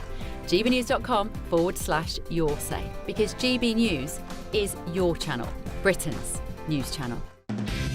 Decisions made in Washington aren't just shaping America, they're shaping Britain too. From migration to global security, from crime to health. Whatever happens in the White House today will be felt in your town or city tomorrow. That's why The Late Show is live from Washington, D.C. Cutting through the politics to show you what it all means for Britain. The Late Show live every night at midnight. Only on GB News, Britain's news channel. Join me, Nana Akweer, for an informative, interactive news programme with a difference. It's fun. No, he didn't say that, though. I'm so surprised. I think there's an element of truth to that. Join me from 3 p.m. every weekend, only on GB News, Britain's news channel. From the school run to the home run, watch a new show for all of Britain. He can say whatever he wants. A straight-talking show where all voices are heard. And, you know, when are we going to stop talking about smashing the gangs and actually do it? With the stories that matter from every part of our country. There's a bit of a crash landing there for your Chancellor. Bold, fearless and standing up for you. That's me, Martin Daubney, 3 p.m. till 6 p.m, weekdays, here only on GB News. The People's Channel, Britain's news channel. Westminster's full of talk, but out here, it's the real world. Am I allowed to talk now? No, that's it. This is where it matters, real people and real lives. That's what politics is all about. In fact, has Trump made a good start? No. Straight answers, no spin, and just a couple of pints. How many fingers have I got up? About 10. So join me for Lee Anderson's Real World every Friday at 7 p.m. only on GB News. The People's Channel, Britain's news channel.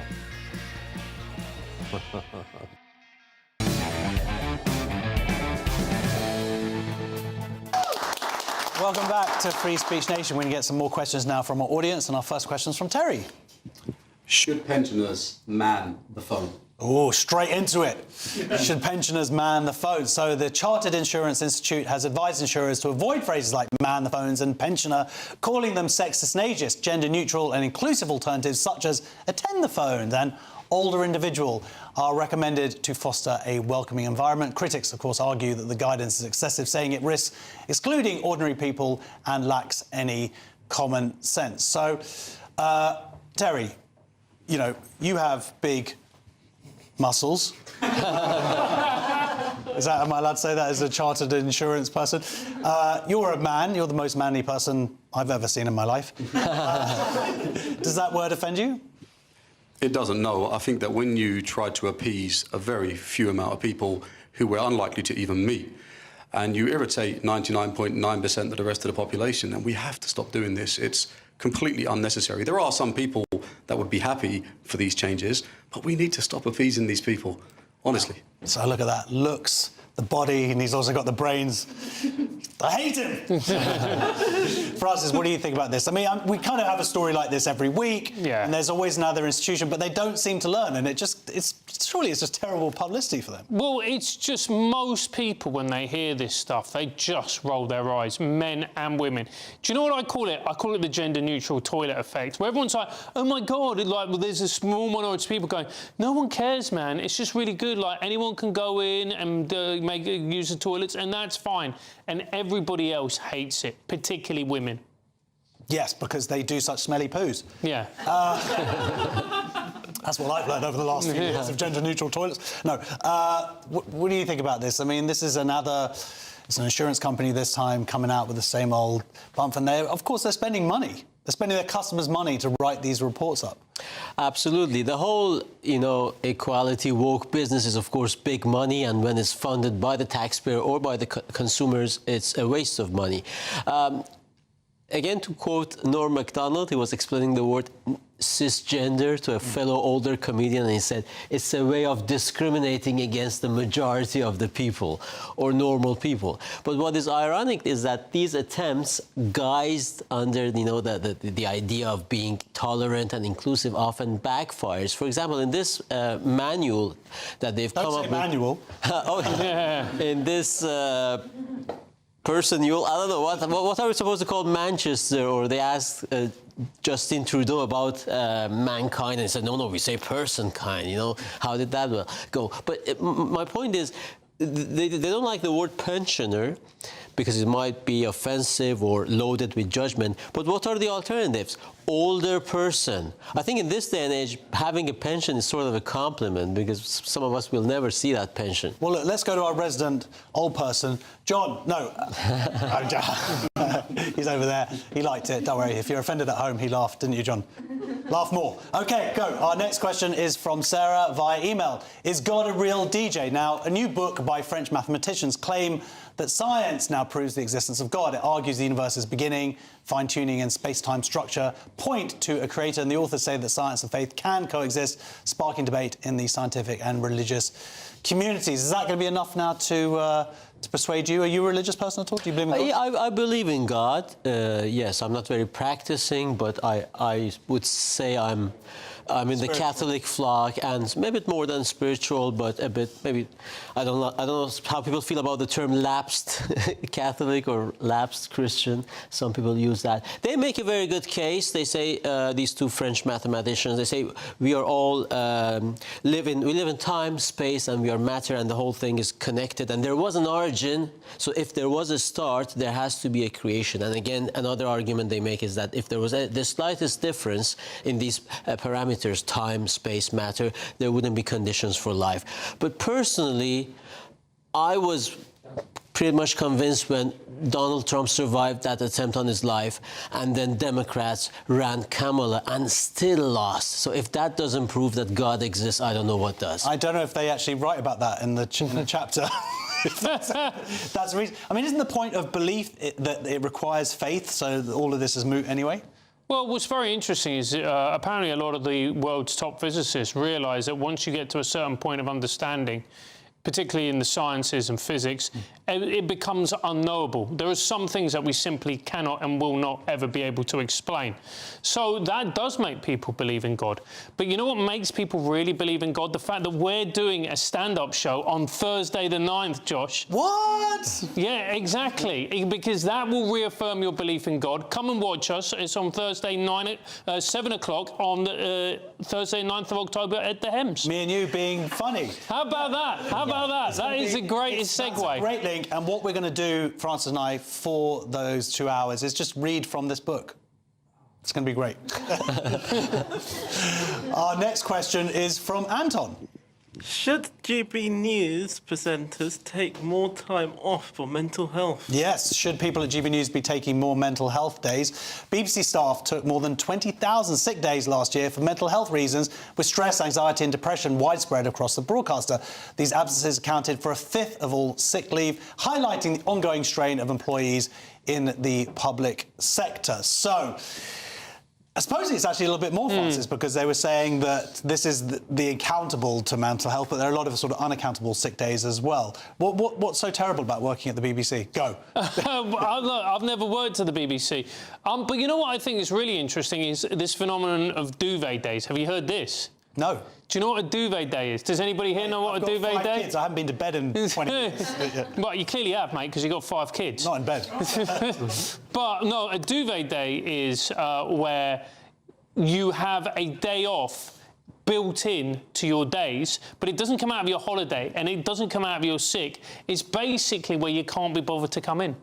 OK. And then it's a thing, it's called a duvet day. Duvet day, OK. Yeah, and American companies in particular have it. So where it's like, you don't want to come in, but you're not ill, and it's like, oh, you're you not can... claiming mental health, though? No, you can just sack it off. And you're telling us now? Yeah. Well, do you ever take any mental health days? That's the problem with being a comedian. Every day is a mental health day. Absolutely. I used to work for the BBC 13 years. I used to work for the full BBC. Time. Yeah, and I've seen people gaming the system. Yeah, I mean they drove me mental because I was conservative, right? I don't know why they wouldn't want to come to work, because it's all find in their created in their image and likeness, right? But you see people, and this is funny, isn't it? You are a news journalist and you say, and I've genuinely heard this, you know, the pictures coming from Ukraine have made me sad, so I'm going on sick leave for a month. And you're like, hey, we're in BBC Verified dealing with dead bodies and massacres in Syria. How come... Trying to blame Israel for everything. Well, that's another part of it.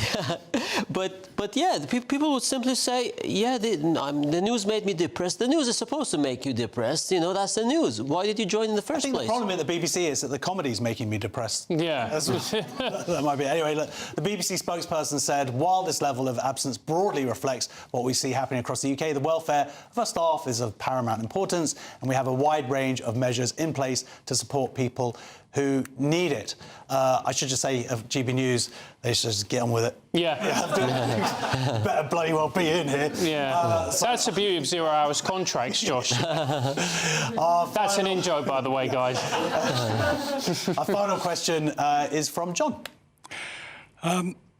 Should James Bond have a licence to give a trigger warning? Oh, very nice. Should James Bond have a licence to give a trigger warning? The University of Portsmouth has added a trigger warning to Ian Fleming's Dr. No, citing racism and xenophobia in the novel. The warning is part of a content notes on over 50 texts intended to help students engage critically with sensitive material. John, I mean, are you offended by James Bond and Dr. No? I don't remember ever having been offended by anything. It's a strange concept to me. But what do you remember from your life, John? That is the most autistic response I've ever heard in my life. Please, that is incredible. I just focus... you're just pure logic, aren't you, John? Well, I have read some James Bond novels, not recently, but... you got away with it. You're not traumatised. I don't think so. OK, well, never go with John to a casino. He's all about counting those cards. Yeah. So, look, again, another week, more trigger warnings, appropriately for James Bond this time. Look, and I believe, and I remember a few years ago, the publishers actually took out a bunch of stuff that was, you know, doesn't fit in with our morality now, which is ridiculous. I mean, that's part of what it was at the time. Of course, and look, we've spoken about this many times ad nauseum. They've tried to do it with Roald Dahl very famously. I think it was a couple of years ago. They're now trying to do it with Ian Fleming. It always tends to come from these kinds of institutions. The University of Portsmouth. What has the University of Portsmouth given the world? Like anybody's reading anything at the University of course not. The only reason you're at the University of Portsmouth is because you didn't read. So, like, imagine you went, you needed an operation, and you found out your surgeon was from the University of Portsmouth. You would cancel the operation. So my point being is that there's so many of these academic institutions that do nothing apart from pollute our discussions, our academic freedom, our ability to think. I think we should just defund these institutions. I really do. OK, well, fair enough. Do you agree with that? Again, I do agree. And again, more catering to the snuff. Our friend Andrew Doyle, who used to present Free Speech Nation, We don't talk about him anymore. Oh, sorry. He's on last week. He's going to be on in a couple of weeks, actually. He's going to be here in the UK. He authored a book called The End of the Woke. Has it ended? Because we're still talking about catering to the snowflakes. But you go, not just to the University of Portsmouth students and such, but you watch movies on Channel 4, for example, and there's a description which says, this film reflects the language and attitude of its time. Aren't all films supposed to do that? You know, you're watching Pearl Harbor, and these Americans are being pummeled by the Japanese without so much of a declaration of war, and they can't even say Japs. Don't. You just wanted to say that. Jeez. Oh my God. Go back to where you were scared of ADHD people. I thought you were going to say go back to where you come from. I'm like, we've just escalated it hugely here, mate. We're going to break now, and that's what I will say. Next on Free Speech Nation, women's rights groups claim discrimination after the Green Party bans them from the conference, while party leader Zach Polanski insists trans rights and inclusivity remain a priority. So see you in 2 minutes.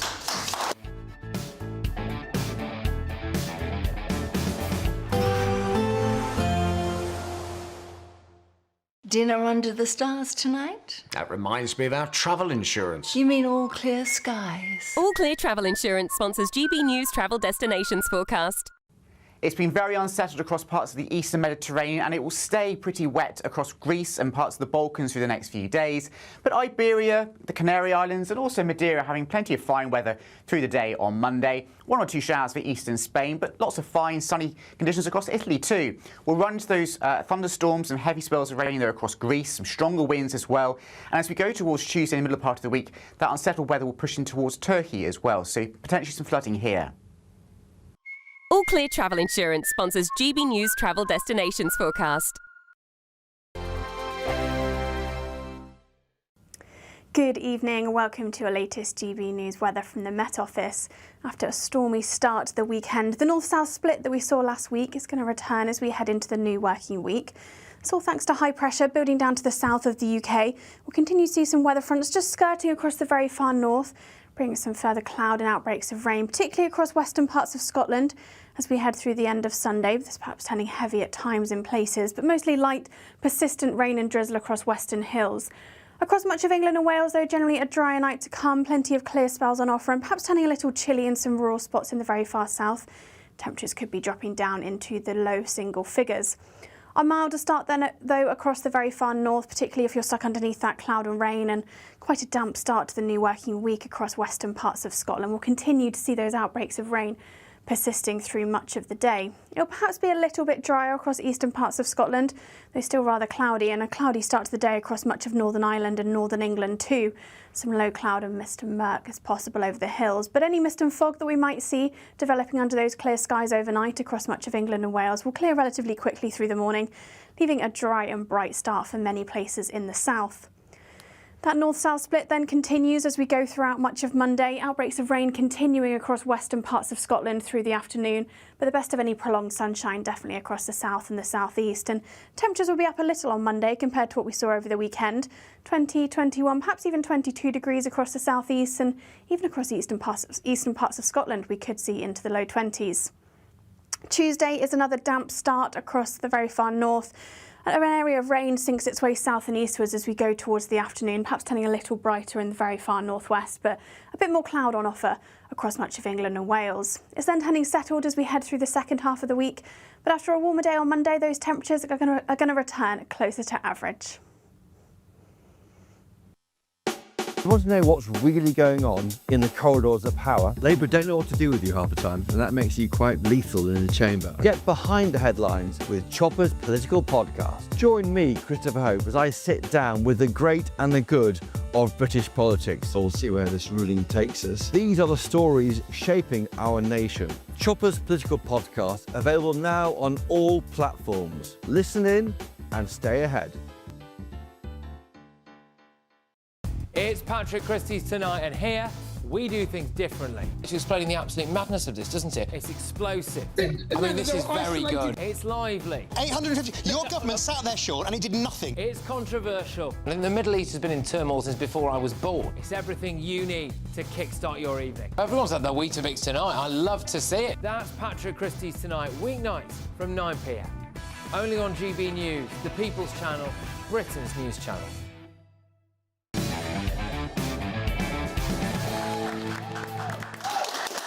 Welcome back to Free Speech Nation. Women's rights group Green Women's Declaration has claimed discrimination after being banned from the Green Party conference. The group, which campaigns for sex-based rights, said the cancellation undermines women's ability to advocate for single-sex spaces and services.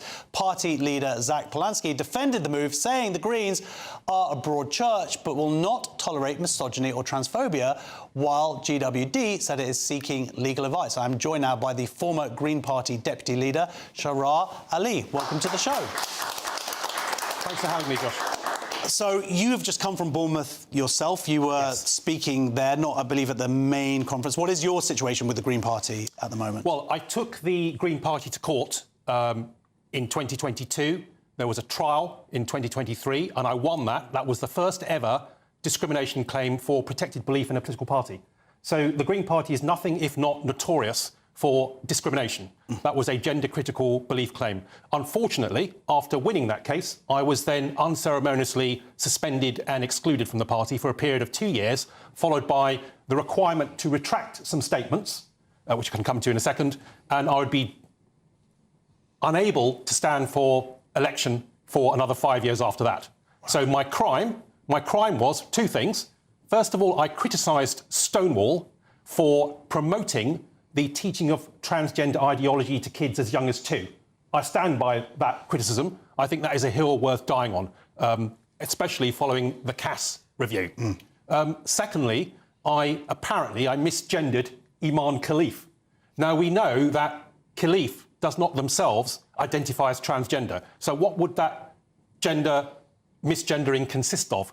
Well, I correctly sexed him. And as we know, even since the point at which I was critical of the International Olympic Committee and everybody who had any ounce of sympathy for women being battered round the head in a boxing ring would have felt that morally abhorrent. Even since then, we've had more information about the sex tests that Khalif has failed. He's refused to engage in sport where that's been a requirement, which the IOC should have had, and it's been pretty much proved that he's male. So I didn't misgender him, I correctly sexed him. So you said some facts, arguably, and some opinions, and surely there should be space within a political party for these kind of opinions, to have these kind of conversations. So what's happening now? Are you now taking them back to court, or...? I am. Now, irrespective of what discrimination case it was, no organisation in their right, sane mind would do the same thing again to somebody who's just beaten them in court on a direct discrimination case. That's what they've done. It almost feels like a punishment for winning. That's called victimisation. It's a slam dunk, as far as I'm concerned, victimisation case, on top of trying to discriminate against me on the very same similar ground, similar territory as the first time round. They are heading for potential bankruptcy. Well, I mean, this is what's I don't understand about today, because this declaration, women's declaration, they're not allowed to attend, and it seems like he's being quite careful of saying it's not about their views, because of course that would be the grounds by which they could be sued again. But he said, instead it's because they're transphobes and misogyny. Well, of course that's slander. Absolutely. So he's on a losing wicket there, and I think he realises it, because he was unable to give detail. And if that goes to court, which I hope it will, the forensics of that in litigation, they will not be able to justify their exclusion of brilliant Green Party members, many of whom have been excluded and suspended by the party.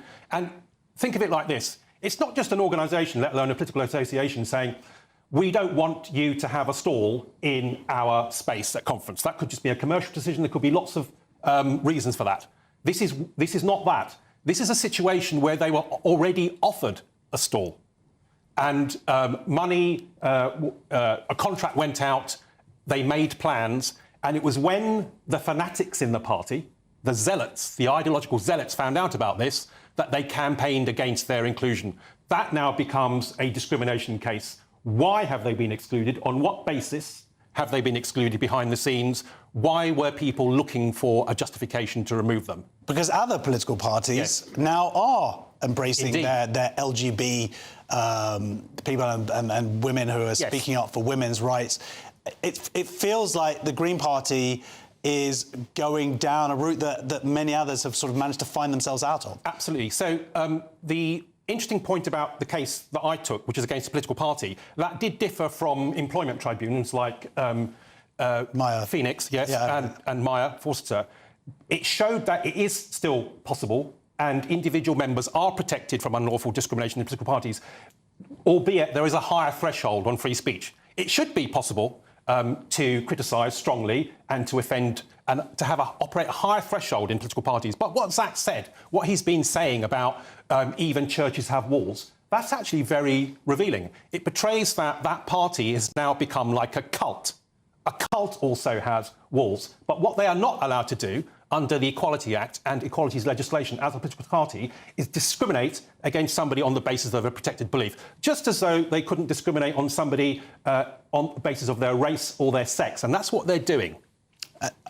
You're a former deputy leader of the party, and I speak from my own sort of pain of feeling rejected by my former political parties because of this ideology. I mean, it must be very sad to see what the Green Party has become. They are becoming totalitarian because ultimately they suppress speech. Now, I went into politics not just to speak to people who agree with me. That is bubble politics. It achieves nothing. I went into politics to serve and represent everybody in society, including those who disagree with me. I regularly go and speak to climate sceptics and denialists, and I take that as an opportunity both to test my own opinions and to persuade them. But isn't there hypocrisy because of the new deputy leader isn't coming out to speak on... He refused to sign some pledge for trans rights or something. Well, there's a couple of interesting angles there. First of all, we have sunk into a lowest common denominator tribal politics. The Green Party is very overtly, with its obsessiveness over Palestine, applying for Muslim bloc votes. When I was campaigning on the doorstep, I very rarely found a woman Muslim who was prepared to speak to me about politics. Why? Because her husband was out. That's misogynistic. I don't want votes for any reason. I want votes for the right reason. Motin Ali also has a lot of explaining to do. As we know, he's become controversial in terms of his advocacy for Palestine, and there is a clear evidence of him making statements which directly resulted, and the Rabbi Deutsch has attributed to Motin Ali, has resulted in him having to seek police protection for him and his family.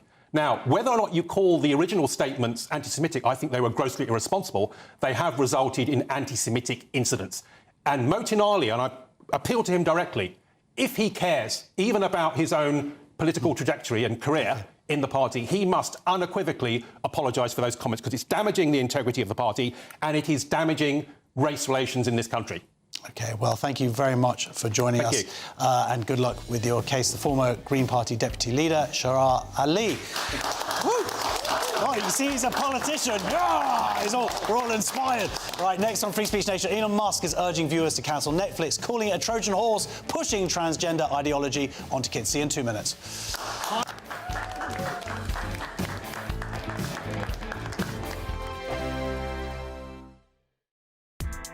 Join me, Nana Akweer, for an informative, interactive news programme with a difference. It's fun. No, he didn't say that, Dave. I'm so surprised. I think there's an element of truth to that. Join me from 3 p.m. every weekend, only on GB News, Britain's news channel. This is GB News, Britain's news channel. Already, you can just see it buzzing. The New Zealand-France game is going on, the bronze final in the stadium at the moment, and there's about 45,000 people already in the stadium watching it. So the energy in this place is unbelievable, and the excitement, because this game is a real game of jeopardy, the final between England and Canada. I mean, you've got caps galore, you've been involved in coaching men and women's rugby. So, and, you know, you won in 1994. What's it like to be a winner? Well, this is the shirt that I wore back in the day in 1994. This is my World Cup winning shirt, so I'm hoping it's going to bring a bit of luck to the girls. But it was an incredibly special time.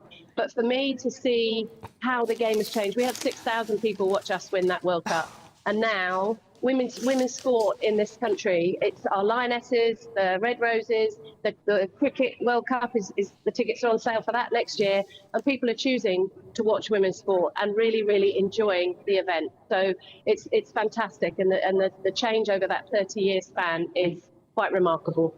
What do you think has made the difference? Why is it becoming, I mean, as you say, football is the same. Why is it becoming more acceptable now? And not just for women and girls to follow the sport as well, but I mean, I go to West Ham regularly for my sins, but so many men are now starting to pay a little bit of attention without being too sneery. Well, absolutely, but I think the biggest thing is the quality of the product.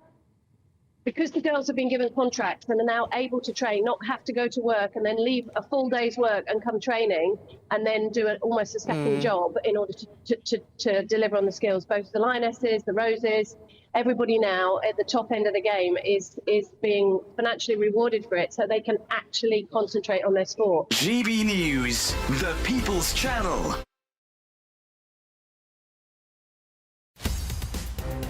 In the GB Newsroom, we bring you the news as it happens. With our team of dedicated journalists across the UK, we're ready to keep you up to date with what's happening every half an hour, every single day. Bulletins here on GB News, the People's Channel, Britain's news channel. Britain was once the envy of the world, but look around. A nation that no longer knows what it is or where it's going. A country that's broken. How do we fix Britain? How do we bring it back? Friday night with Matt Goodwin at 8 p.m, only on GB News.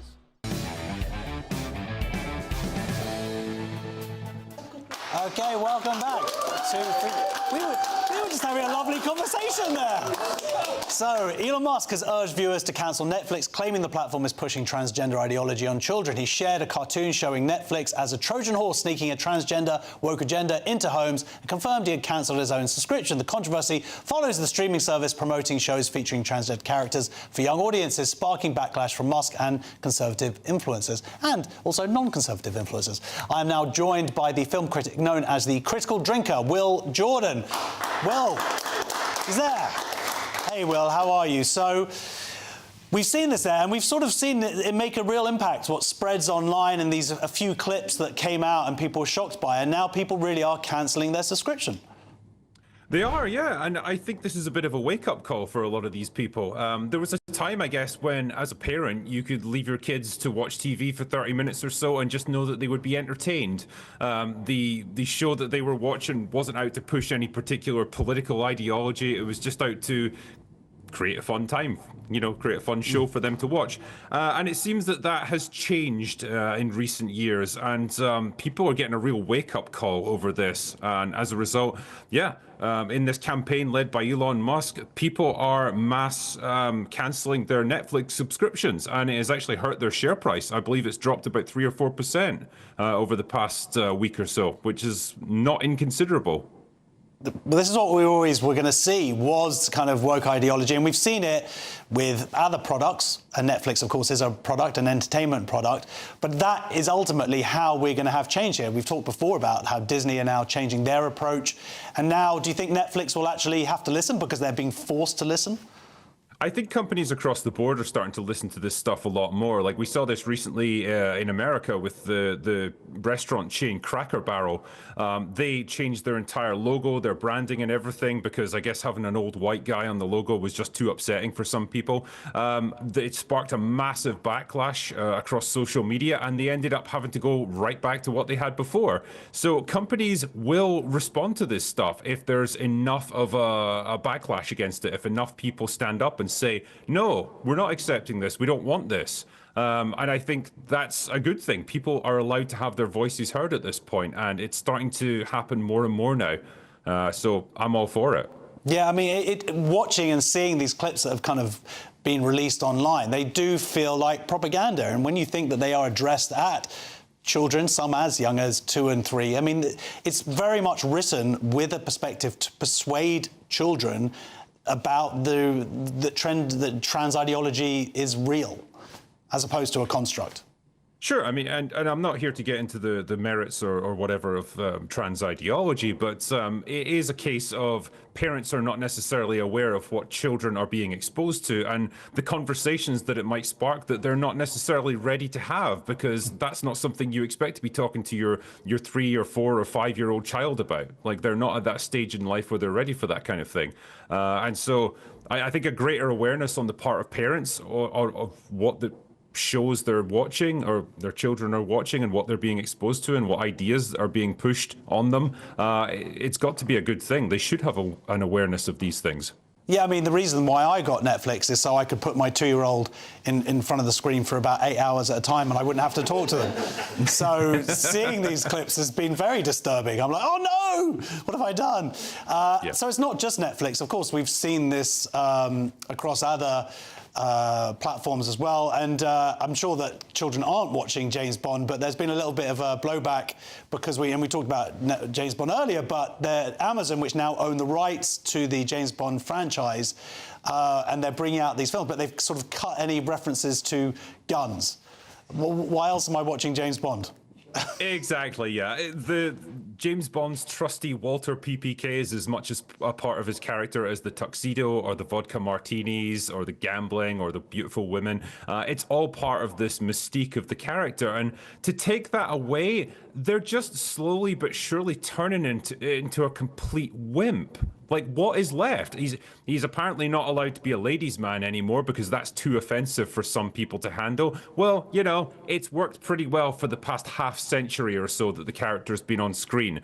I don't know why it's suddenly a problem now that it all has to be erased, but you're erasing everything that makes Bond unique and iconic as a character.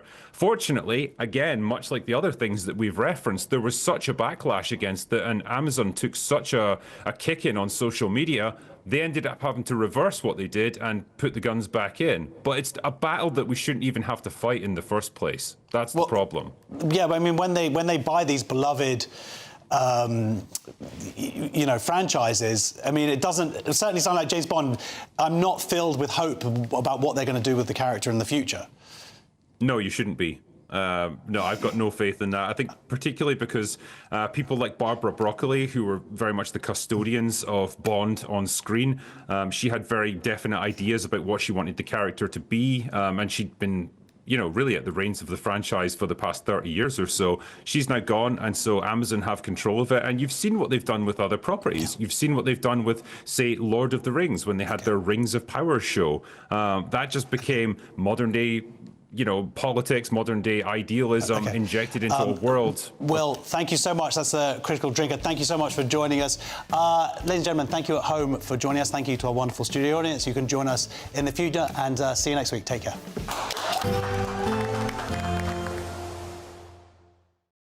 Today, clouds overhead, total zen within. Box Solar sponsors the weather on GB News. Good evening and welcome to our latest GB News weather from the Met Office. After a stormy start to the weekend, the north-south split that we saw last week is going to return as we head into the new working week. It's all thanks to high pressure building down to the south of the UK. We'll continue to see some weather fronts just skirting across the very far north, bringing some further cloud and outbreaks of rain, particularly across western parts of Scotland as we head through the end of Sunday. This perhaps turning heavy at times in places, but mostly light, persistent rain and drizzle across western hills. Across much of England and Wales, though, generally a drier night to come, plenty of clear spells on offer and perhaps turning a little chilly in some rural spots in the very far south. Temperatures could be dropping down into the low single figures. A milder start then, though, across the very far north, particularly if you're stuck underneath that cloud and rain, and quite a damp start to the new working week across western parts of Scotland. We'll continue to see those outbreaks of rain persisting through much of the day. It'll perhaps be a little bit drier across eastern parts of Scotland, though still rather cloudy, and a cloudy start to the day across much of Northern Ireland and Northern England too. Some low cloud and mist and murk is possible over the hills, but any mist and fog that we might see developing under those clear skies overnight across much of England and Wales will clear relatively quickly through the morning, leaving a dry and bright start for many places in the south.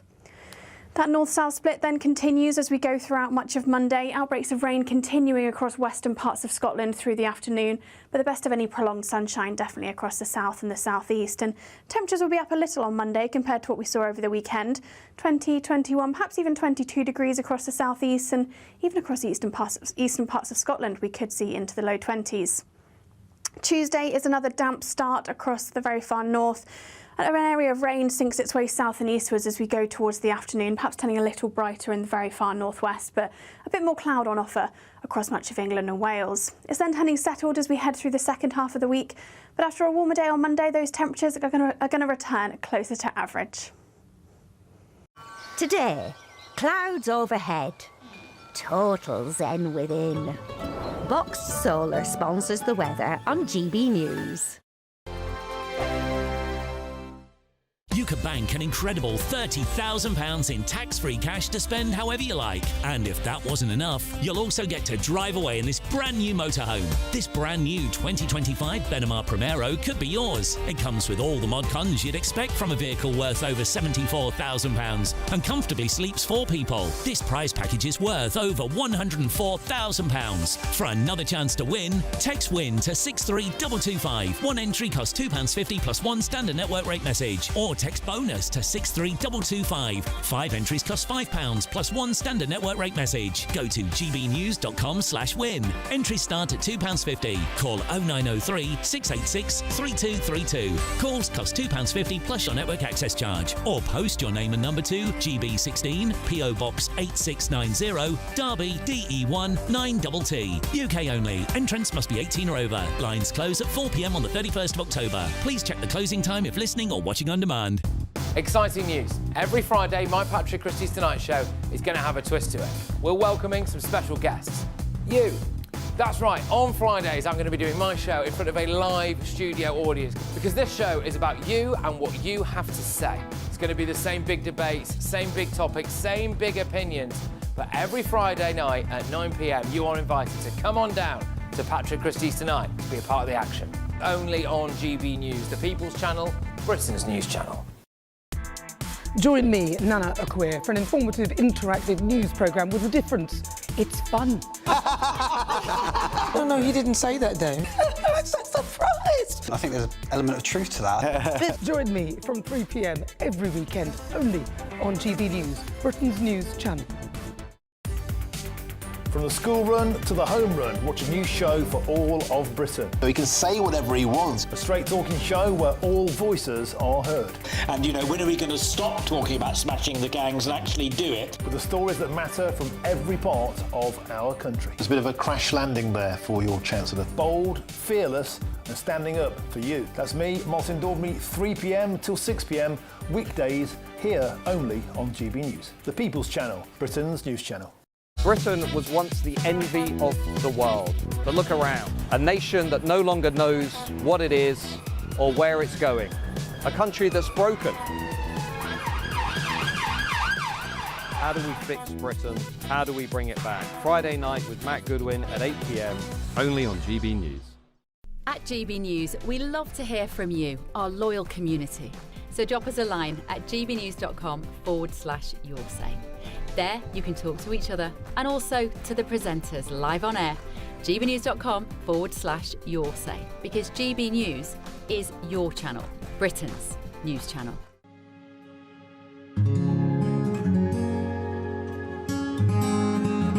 I think for far too long in this country, millions of people felt as though they weren't represented at all by the establishment media. GB News was needed because there literally was no other voice. Everyone was saying the same thing. GB News exists because there is a desperate need for fearless journalism that puts the people first. GB News came on the scene as a disruptor, and it has always been a disruptor ever since. The mainstream is all about keeping the status quo as it is, ticking along quite nicely. They don't want to ask difficult questions. But journalism is journalism at the end of the day, and we're not here to serve any masters. Our masters are our audience. Charlie Peters, he gave a voice to the victims of grooming gangs, and now, of course, it's led to a national inquiry. GB News exists to make sure those concerns are put forward and people feel as though what they want to ask is put to those in power. We don't take orders from anyone. We ask the questions our viewers and listeners want answering. I know what's actually being discussed by my family and my friends. Us ordinary, hard-working British people have had enough. We've had enough. They're fed up with the same old establishment nonsense. Everything that we do is opening up conversations that others are afraid to go at. Why are you illegally bringing people into Britain? That is our job. Our job is to get to the truth. If it's important to you watching or listening at home, then it's important to us as well. That's what makes us the fearless champion of Britain.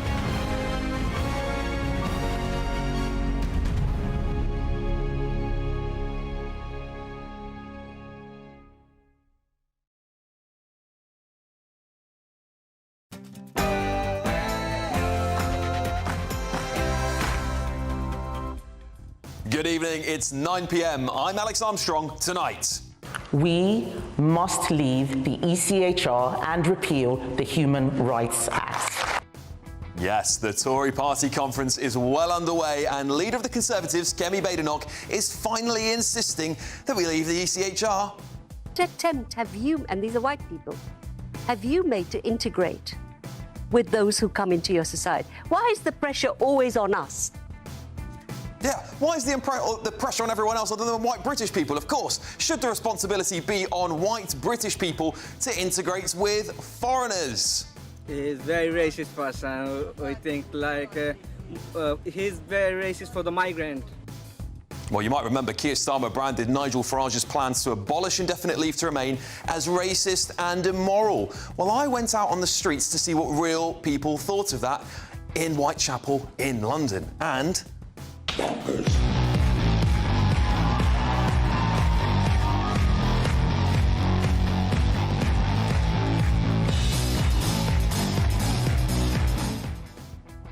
Working class, right wing, is it any surprise Thomas Skinner was the first person to be kicked off of BBC Strictly Come Dancing? And a terrorist attack Israel is committing genocide. There was a terrorist attack in Israel is committing genocide. Do you understand There is a why? live genocide. Do you understand There why? is a live genocide. Do you understand? Yeah, Shabana Mahmood is cracking down on protesting, but I think